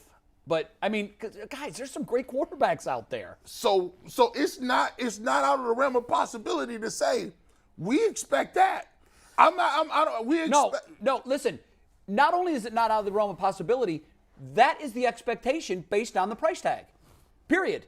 Like you can't start adjusting your expectations now based on last year's performance. You can't. You paid him to be an MVP. He's getting more money than any other player in the league. Yeah. So you've got one expectation: win an MVP, get us to a Super Bowl. That's what that deal was, guys. Right. And what did he average last year? I think he had over 200 yards once out of his 6 games. Yeah, I don't know what he averaged. By the way, only one quarterback threw. Patrick Mahomes threw for 5,250 yards last year. Second was Herbert at 4,739. And they throw it a ton. Right. So, if he threw for 4,700, he would have finished 3rd in the league in passing yards. That's where he needs to be. Yeah. For me, that's where I need him to be. But even at 4,500, he would have finished 5th in the league in passing yards. And that's okay. That's, per game 6th because Burrow had 4,475 and they didn't play that 17. Right. He had 2 games with 200, so he would have been like 6. 2 games with 200. What was his average? 160? 180? Per game? Yeah. Oh, it was awful. Per game is 160. Hold on one sec. He needs to average at least 100 more yards per game. That's a big ask, guys. Somebody said this, and they said, somebody said that they spoke to somebody close with the Browns, and they said, last year we said Nick Chubb is getting 18 carries. Somebody said that number looks more like 15 this year. 15 touches this year. I don't think his carry. I don't buy that his carries are going to go down. I think it's the second, Nick, for all the complaints about Kareem Hunt, he averaged about 8.5 rushing attempts per game. I don't think there's going to be a second back getting 8.5 rushing attempts per game. I think they're going to give him to. They like to spell guys. They spelling them. That's right. But I just don't think that. I think Nick Chubb will have the same amount of rushing attempts. I think it depends on what Ford does. If they use Ford as the number 2, and this guy comes out here and he's got 6 carries for 70 yards, or something like that, then he's sure. Then Nick Chubb's carries might go down, maybe a little and bit, the aggregate might go up. I think Ford could, is going to be more of a factor in the passing I like game. Ford, guys. I really like Ford. We haven't seen enough. But what we saw of him, and between returns and what little we saw him in the regular season, and I know the competition is what it is, but the burst was there. The quickness and the urgency to hit the hole and run north and south was there. I like him a lot. Does it scare you that we legitimately have no clue what they're going to run offensively? Does it scare me? I like that. I don't think it scares me because that means the opposing defenses are just. It would scare me if they were going to run the same offense as last year. That is terrifying. That is as the terrifying unknown as is I exciting in a way. Right. Look, you were as critical as anyone last year on their offense, just on the sets and how boring it was. When you watch the Bengals and the Chiefs, they'd have 3-4 guys running wide open all over the field, and we couldn't get one. I hate it. I'm a Browns fan. I just hated the playbook. I did too. It was bland. It was like, it's my team. yeah, they're playing okay. Maybe they win some games, but it just was, to me, I was just like, this is not, because you knew at the top of the food chain, you can't win doing that. In a vacuum, if you could take all the NFL fans and strip the colors and the logos off of the teams, everybody's wearing all white, and you get to watch, and the teams are labeled 1 through 32. They just have a number. And if you watched a full season, nobody is going to say about the Browns, oh, that's my team. Yeah. That's the team I can get would have behind. watched that. Everybody's going to say, oh, give me Kansas City. Give me Cincinnati. Yeah. Give me the home run and the flash and dash. Buffalo. And so that's what wins.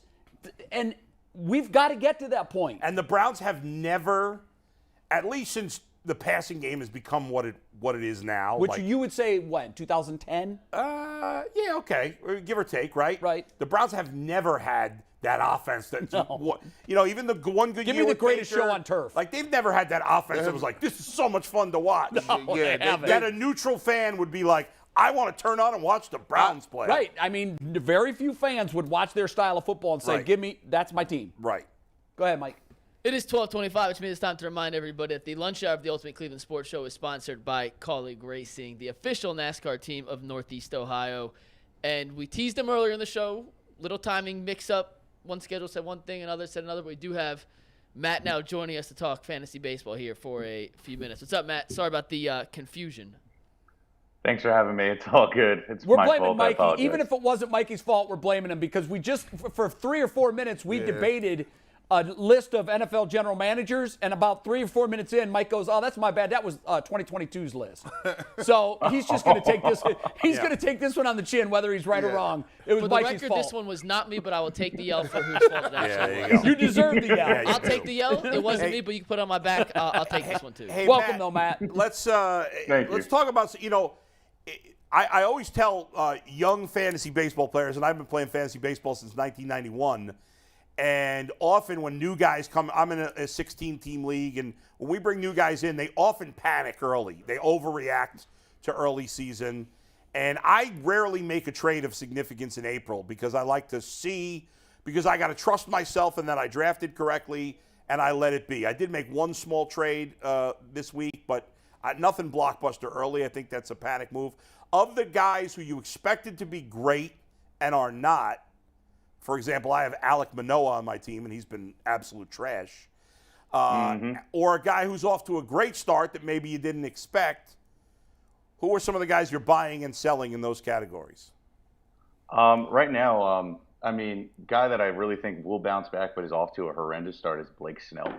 I got him he's too. Not throwing, he's not throwing the changeup, which is like very beneficial. And honestly, if you looked at his numbers from last year, he just was absolutely putrid. It got hit a lot and just really messed up his pitch mix. The second he dropped that pitch, he was absolutely phenomenal. That second half was incredible with what he was able to pull off. And I think that right now it's just kind of more of like beginning of the season jitters, and he's going to get on a course correct. A guy that's just like surprisingly going off. That personally, I don't know if I really would dump this guy. Would be Jarrett Kelenic of the Seattle Mariners. The guy is crushing it. He was a top tier talent prospect, and then kind of just took a dump on what he was doing and couldn't really translate into the bigs until this year. I'm very, very impressed at what he's doing. God, what is he doing so far this year? He has 52 at bats. 47 at bats, 8 runs. 5 doubles, 4 home runs, 8 ribs, 3 stolen bases, batting .362. I think this kid's going to be an absolute stud this year. They've been waiting on him for a while, haven't they? And now he's finally. I'm buying it. I am now finally, but it was weird, and Matt's right. Yeah. Like, I think this was it for him. Well, he was the key piece in that Edwin Diaz trade with the Mets. Yeah. And he's putting it all together, yes. Finally. Yeah, it's good to see I'm buying him. Let's talk about the Guardians, Matt, and let's talk about the Guardians who are – Ahmed Rosario's off to a bad start. Josh Bell's off to a bad start. Josh Bell traditionally is bad in April. Well, he had a good weekend. Ahmed Rosario got off to a bad start last year as well. Are you confident that both of those guys will bounce back? Yeah, I would say so. I mean, Ahmed, he is who he is, right? He's going to do his thing. Last year he had a decent season. I don't foresee him taking a flop this year. He's going to bring his batting average back up. He's going to get you his standard 11 home runs, and he's going to be brought home a whole bunch of times because he's going to get on base. He's absolutely stellar. In regards to, we said Bell, correct? Yeah. Josh Bell. I mean, you know him. He's a big power bat, always has been. I think that personally this year he should just bounce back and do his thing as well. I mean, his batting average will be about 250 to 260 and get brought home quite a bunch as well. I don't see any problem with him on the bounce back. I hope you're right, man. He looked like the old Josh Bell over the weekend, and he attributed that to just familiar surroundings. But, you know, sometimes that's what it takes for a guy to bounce out of a slump. Yeah. He was hitting 90 coming into the series. Now he's hitting 190, so he's definitely going in the right direction. Matt, we're sorry about the scheduling snafu. We got another guest in the pipeline for 12:30, but we'll talk soon. Thanks, brother. Thank you for having me. Absolutely. Thanks, I mean, that's the hope anyhow with Josh Bell. Yeah. If he ends up being more the guy we saw this weekend, this trade's worth every dollar of the $13 million that they'll pay him this year. Right. Absolutely. But he's got to be consistent. By the way, I don't want to beat him up too much, but Zunino behind the plate has been ugly. Well below and he had a average. great reputation as I know a he defensive did. player. I mean, I always thought he was a solid defensive player. I never would have had him as a top-tier catcher. But he's been below average. Been awful. But he's hit. He's been. I know he is. That's why I don't want to kill him too much. But y'all said something about people. It kind of gets in your head when you talk about pitchers, and sometimes even with hitters. Like, could it be a thing where, hey, he's been a good catcher, he's been good behind the plate, and then all of a sudden one year you got a couple pass balls, and then you just lose it. You know what? We all get old. At what point? It's different for everybody. Yeah. That's a demanding position physically. Yeah. It really is. And sometimes the break between October to March can feel like 6 years, not 6 months. Yeah. And guys just get old. It happens to every single player. And that's a position more than maybe shortstop is another one where you can look and be like, wow, that happened fast. Very noticeable. The decline is, boom, rapid. And I'm not saying he's there, but he's been terrible blocking balls in the dirt. Yeah, he has not been good throwing out runners. No, nobody has. Hedges wasn't good at that either. Hedges was great at blocking the ball in the dirt. Hedges was great at keeping balls in front of him. And he was a good pitch framer, and Zunino's done a good job with that. But correct me if I'm wrong, and it wasn't. I know it wasn't Zunino that was catching, but in the 8th inning, the pass ball is what started everything. Really, they had a runner on first, the pass ball, the runner went to second, base hit, tied, another hit. Yeah. Game. That's true. Got to be better. By the way, the way Zunino's hitting, I don't think they need. I know the defense has been bad, but I think let's get rid of one of these catchers and bring it because you're not going to pinch hit for him right now because he's a good hitter anyway. Yeah. So let's get another guy that you can. Wasn't the idea, Bull, to carry 3 so you could get Brennan and Arias more at bats? We have flexibility to pinch hit for a catcher, but they haven't done that a ton. Yeah, because you don't need. Zunino's hitting so well. I don't want to pinch hit for him right now. So yeah. I don't know. All right, Mikey, you're waving your arms behind the glass like the building's on fire. What's up? We do. That means we have our next guest joining us now, brought to us by the USFL. The season is underway. Get your tickets. Yeah, Steve, we're good. Get your tickets. Bring them on. USFL in Canton. Boogie Roberts joins us now. He had his phone sideways. We had to turn it. He's up with us of the Maulers. Boogie, what's up, man? Thanks so much for coming on with us today. Thank you for having me. It was a long morning, early night, so sorry I We've all had those, brother. First of all, you gotta tell us where the name came from. I got you. I had this name since I was about 7 or 8. My first year at Pop Warner, my coach said when the quarterback came to the line, his eyes got big like he seen the boogeyman, and it's just stuck with me. And all these years later, I think quarterbacks' eyes are still getting big when they come to the line and see you standing there. Still getting big. I'm still haunting them in their. Hey, it's weird. We got a guy from Pittsburgh on a Cleveland sports show. Are you okay with that? Are you guys okay with it? You know. That's the better question. Yeah, no, you know what? You guys okay with it? You went from the Guardians to talking about a Pittsburgh team, so I don't know how that transition don't flow. I'm here for it. No, we hear you're a great guy, so we couldn't pass up the opportunity to have you on. So tell us a little bit about where you are in your career. Obviously, this league gives players a chance to try to flash their game and make it to the next level. Where are you in all of that? And what are your hopes and dreams moving forward? My hopes and dreams are, like you said, this league is the league of opportunity. My dream is to get back to the NFL. I played with the Los Angeles Rams in 2019, so this league is just giving me the opportunity to continue to showcase my talent, and hopefully somebody notices. Boogie, I think I'm going to ask everybody that come on here from the USFL. Boogie the GOAT. Boogie the GOAT 8. I love that Twitter handle. First of all, that's fire that you got the single digit. I keep trying to tell him it's all. Oh, yeah. You got it. Putting on for the big boys. Yeah, I love to see that. You got to be cold, though. Oh, yeah. Don't have no single digit and be terrible. Dude, you got to be fucking cold. You got to be fucking cold. You got to be. Yeah, you know what? You earned that number. You can keep it. Hey, what made you choose the USFL over like the XFL, right? Because I've been asking people there's two leagues, there's two competing interests, and obviously both of them want the best players. What made you go with the USFL? That's a question I get a lot, and I tell people everybody's situation is different. This is my second year coming back with this team, and the grass isn't always greener on the other side. They have The Rock as their owner, blah, blah, blah. But, I'm one of the prominent faces in this league. They treat me amazing. This is my family. I'm committed here. I gave them my word, and there was no point in me leaving. I get to do stuff like this with you old heads up here. They older than me. So, it just felt like home. And sometimes it's easy to look in the next lane, but there's no traffic in your lane, and there's no traffic in the USFL for me personally. Some guys left for their own reasons. It starts earlier. You get a paycheck earlier as opposed to our league. But this is home for me, so that's why I didn't leave. Tell us about the competition there. How do you think it stacks up overall? Are the teams kind of fairly balanced, or is it really good competition in your opinion? In terms of this league or the other one? No, just compared to yourselves in that league. How good do you think the competition is? And are the teams fairly evenly balanced, do you think? Oh, if you look at the scores, there are a lot of one-possession games like last year. Majority of the games are one possession. There's a lot of talent here. There's guys that have won Super Bowls in this league. There's guys that 3-4 year veterans, NFL vets in this league that are trying to get back. And the thing about it is everybody's hungry.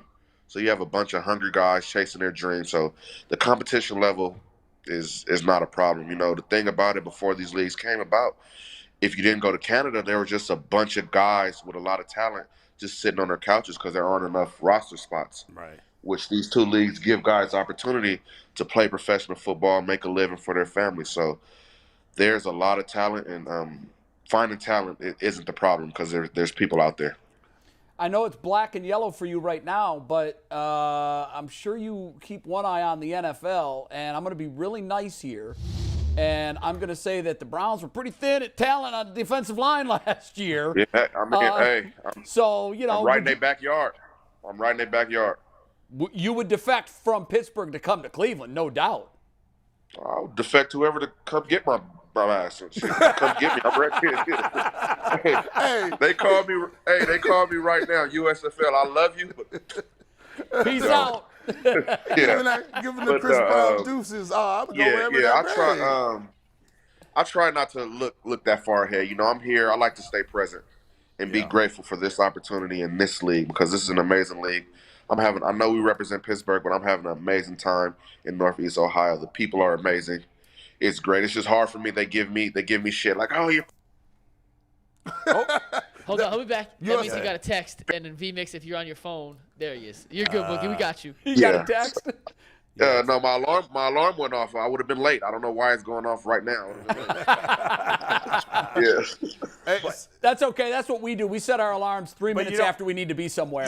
It's good. It's a good point because if you're thinking about the NFL in this moment, you got to play. If you play great in the USFL, then you probably get an opportunity, right? But if all you're doing is thinking about the NFL, you're not going to play your best football, and then you're not going to get that chance. I would say. No, absolutely. That's what I like to tell the guys. We just got to stay present. Yeah. If they want you, they'll come find you. This league is the league of opportunity. It's owned by Fox Sports, a great broadcasting partner, a lot of notoriety in this league. They'll come find you.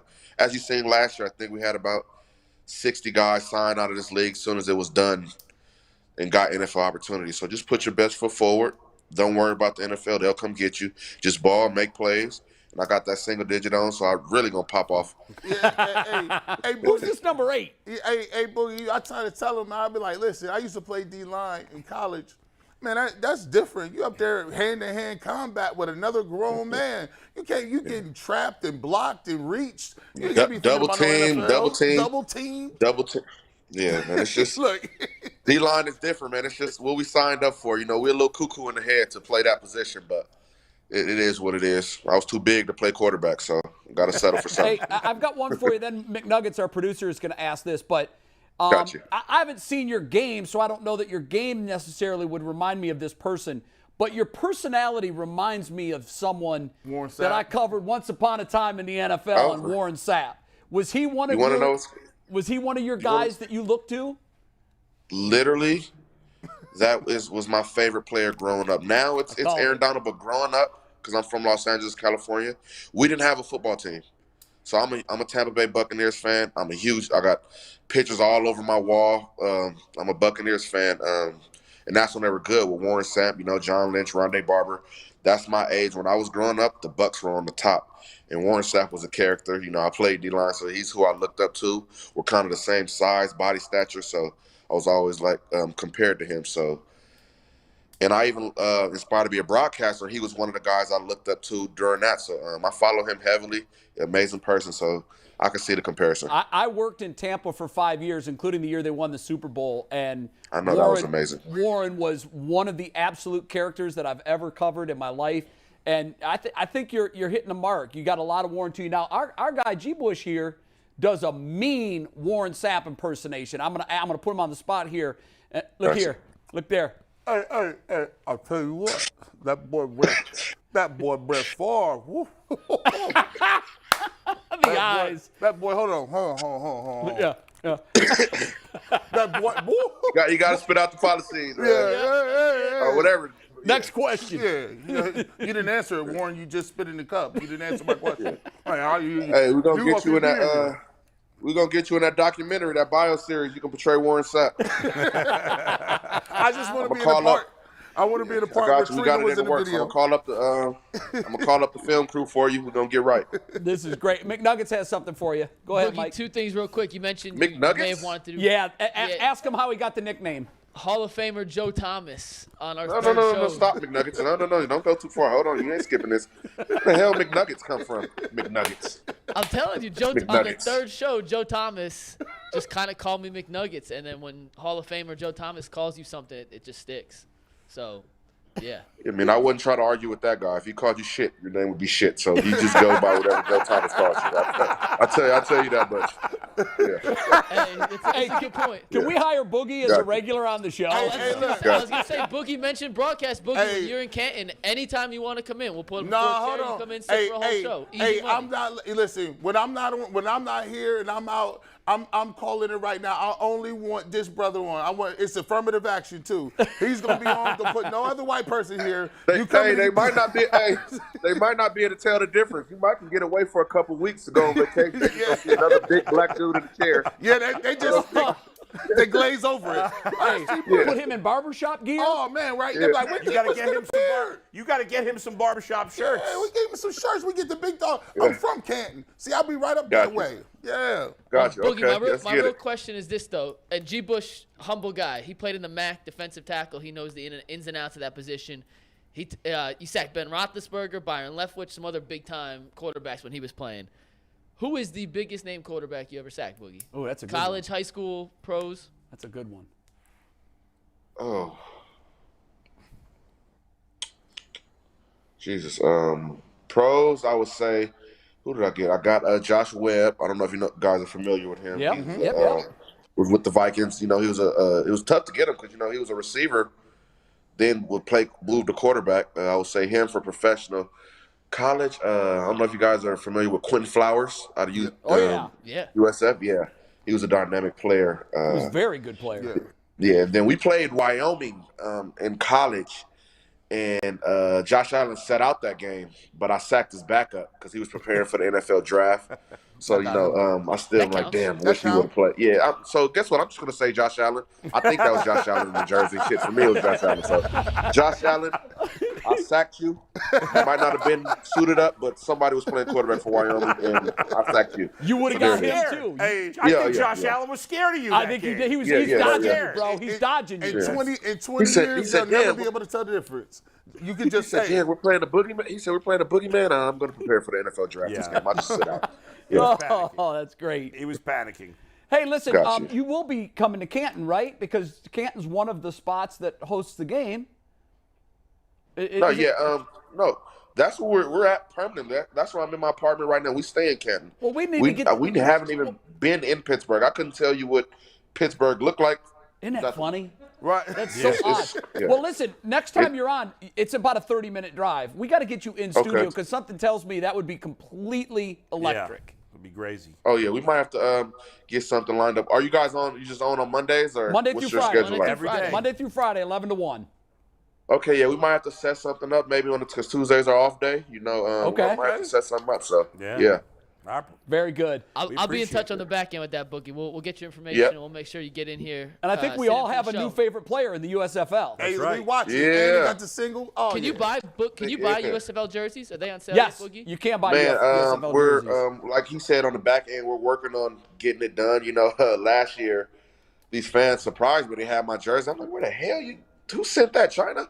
But they had went on this website. Where the hell you get it from? They got it from from like DHgate. You can go on and just customize the jersey. So that's where they got it from. But hopefully, the USFL capitalizes on this opportunity. Players have a lot of fans. Like I just made some new fans just now that would like to get the jersey. So hopefully they capitalize on that.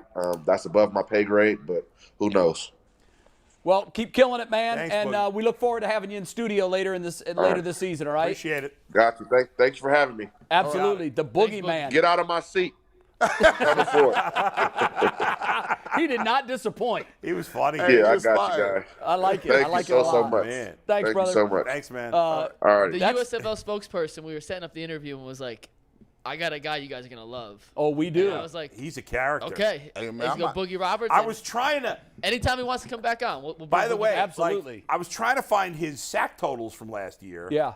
It's like impossible to find. Yeah, they probably don't have a website as good as the NFL where every stat is at your I was able to fingertips. find like offensive leaders, but I couldn't find the. Yeah. He was so good, I'm going to just assign him 7 sacks last year. He did have. He's a 7-sack guy. He did have one 7 sack sacks. in their first game this year. Oh, he did already? Yeah. They lost their opener, right? They did lose the opener. Yeah, I might have to, 22 to 15 or something like that. I might have to 22-15, get one of my clothing factories to get me one of them jerseys. I'm gonna call up. Hey, give me one of them jerseys. You know Make what me though? one. The only bad thing is it's black and yellow, bro, and it's a Pittsburgh jersey.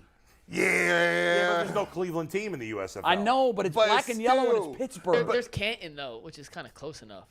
Yeah, but that's you your can't. hometown. I don't even really.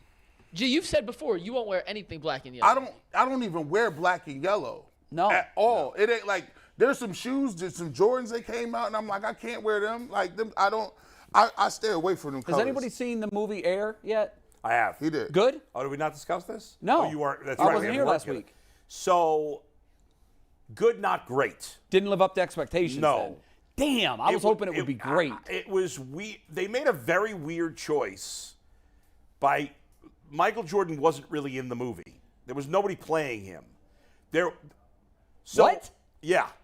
Well, there was technically, but he had no lines in the movie. They would just show him from behind. So it was a very strictly on the choice. business of the sneaker Yes, deal. and but I don't know, how do you tell that story without Michael? The negotiation was really with according to the movie, I don't know if this is true in real life, was with the mom. So his mom and dad, or the actors playing his mom and dad, were in the movie, and the mom featured somewhat prominently.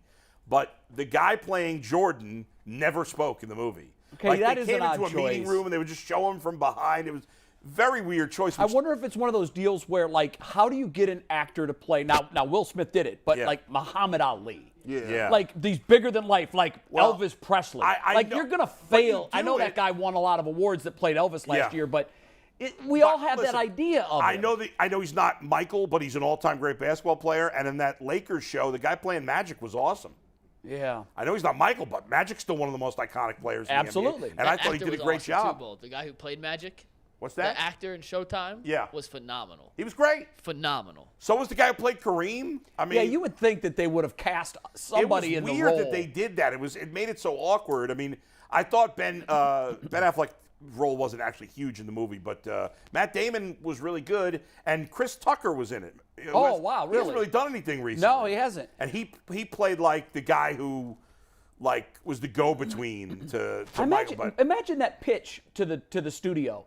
So I've got a screenplay. Yeah. It's all about the deal that changed the face of pro sports apparel.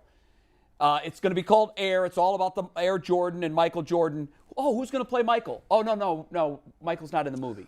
That's the letdown to me. I'd rather see it as a documentary. It was weird. I still think it's worth seeing, but it wasn't as good as I thought it would be. Okay, I still want to see it. But. So it should have been better as a documentary and let Michael Jordan tell it from like on The Last Dance, right? Right. Like talk about it from a perspective. Because here's the thing. The movie makes it seem like he had almost nothing to do with the deal, that it was his mom that did it.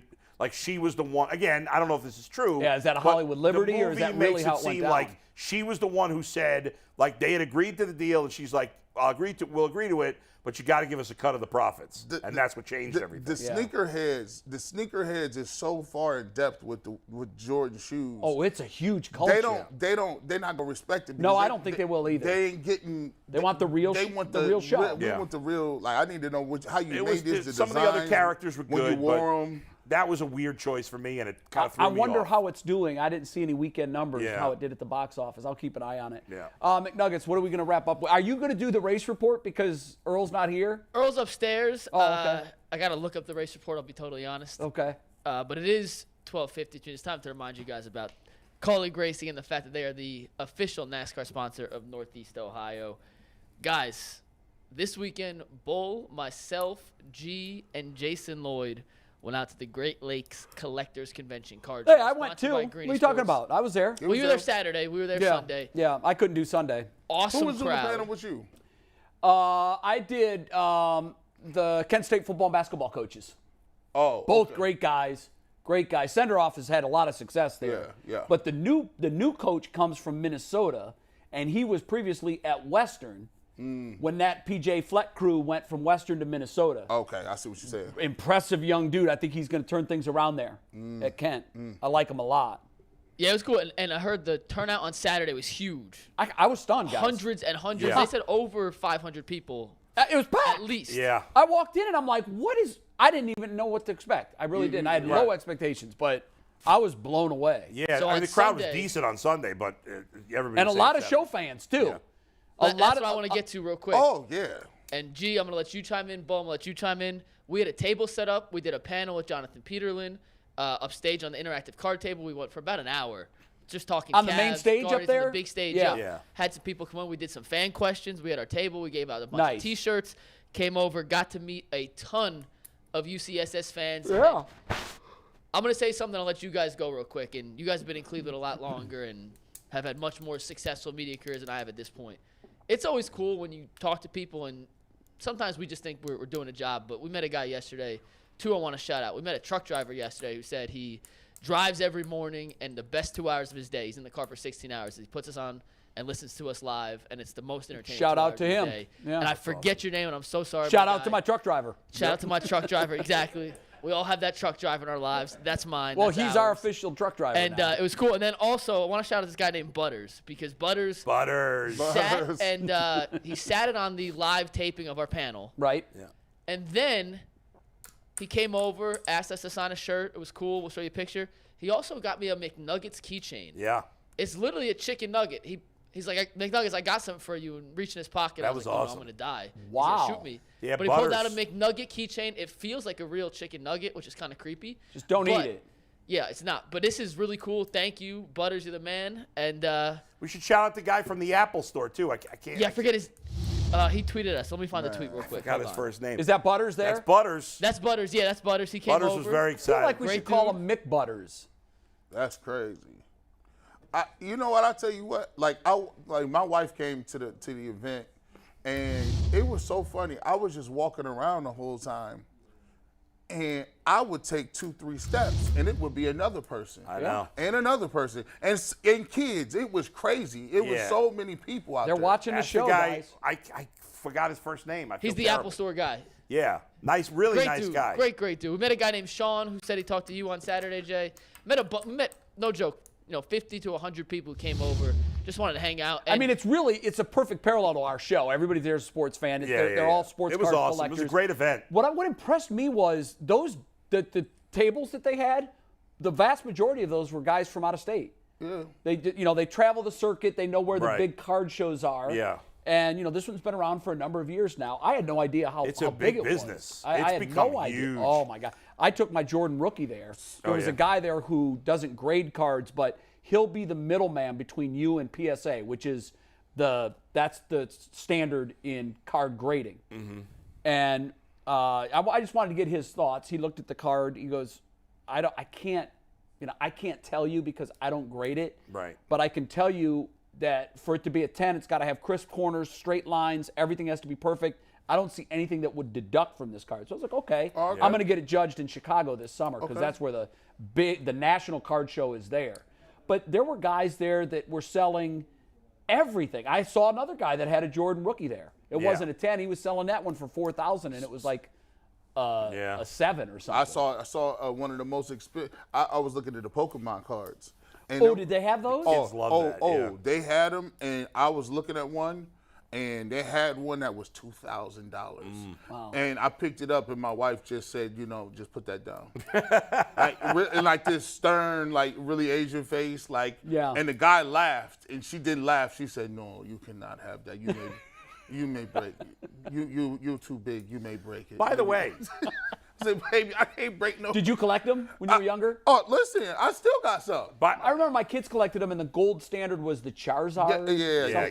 I don't know. My son does. They got a lot. By the way, I was highly insulted by you, G. Bush, yesterday. What was that? Wow. Because somebody, I'm not going to say who it was, says, "Oh, G. Bush just bought a house." And I said, "How do I not know? I see G. Bush almost every day." G. Bush, you bought a house? You didn't tell us you bought a house. Hold on. You see how houses work is like babies in the first trimester, right? You don't say anything till the deal's done. You don't say nothing till you go to that Well, shop. somebody knows. You told this person. No, here's the thing. Yeah. Facebook told, which means my wife was on Facebook. She's standing next to the sold sign, right? So she's Is like, it official?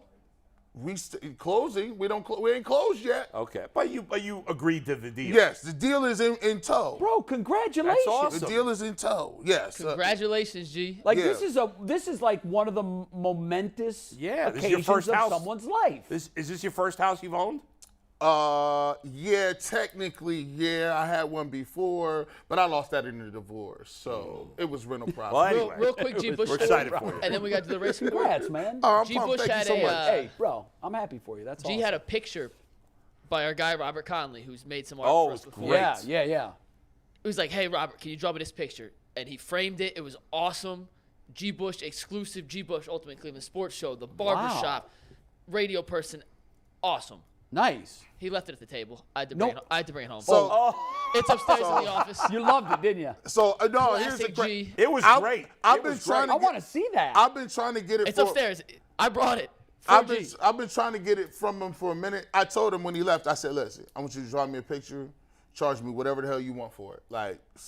He was like, "I'm gonna do it." I said, "No, I don't let nothing go for free. Listen, I'm gonna pay you, and I hope." You know what I'm saying? He did an excellent job. Go check him out. Yeah. If you want to see, I said He was there at the event. I thought the picture was phenomenal. It is He did a awesome. great Yeah, job. he's So good. now I He's got it. very good. We've had his work on the show before. Yeah. He's very good. Hey, we got to do the race report before we say I do, goodbye, yep. right? And the race report, as always, is brought to us by Colleague Racing, the official NASCAR team in Northeast Ohio. I got the results. Jeff Gordon won the race. Dale Earnhardt Jr. came. I'm just kidding. That's the 1999 Daytona. Here's Anthony with the real Colleague Race That report. was funny. I was so confused there for a minute. All right, so guys, AJ Allmendinger finished in 27th for the Cup Series. In their other car, finished in 28th. And then for the Xfinity Series, we had a 7th place finish, an 8th place finish, and a 10th place finish, all combined for about 100 points in the Xfinity Series, and we got about 19 points in the Cup Series. Beautiful. All right. I will say this about one final thing about the car show. I like the fact that I was able actually to collaborate with other people from other venues, bro. We see people from Channel 5 there. We seen people from Cleveland.com there. We seen people from 92.3 The Fan. Y'all cats need to stop. To all y'all program directors out here, yes, I'm talking to you. Stop being corny. You got to let cats, there you go, put that right there. You got to let cats collaborate, bro. Y'all cats is out here signing radio hosts to 360 deals. Listen, I feel like I'm with the Temptations now. You paying me in Cadillac. I can't talk to you? No, you under contract. Bro, at the end of the day, everything I'm saying does not apply to Jay because they not let him do nothing. But yeah, it was good. Listen, I'm with you. Yeah, right. I've always said forever it's dumb. ESPN doesn't let their people do anything off platform. Crazy. That's ridiculous. I actually talked with my old program director, Andy Ruff. I didn't even know he was there. He said, I missed you. I talked with him for the first time since I left. How'd it go? It was a little awkward, like the first minute or two, but then we actually ended up talking for 20 minutes. And good, it was nice. good. I thought Bo was going to punch him. You know what? That is really well done. Hey, That that's is crazy, great. man. That's crazy. really well That's done. crazy, man. And I don't know how he came up with the puzzle pieces. Well, you know what? I'm going to tell you. I don't know this. This is what I'm looking at it. You are building a Cleveland media empire. Yeah. And it's through a lot of different pieces. I like that. And the puzzle is coming together. I like that. I love it. I think that was his inspiration. He killed it, but Robert killed that, man. He really That's did. really well done, man. NFL in the NFL voice record, coming together. G. Bush in the barbershop. A season of destiny. So listen, that's like a centerpiece for the new house. Oh yeah, I got that. Like get that matted and framed. Hey, we'll see you tomorrow. We got to run. It's Peace. Later. Bye. Only thing you're missing is the bathing suit line there. Yeah, listen.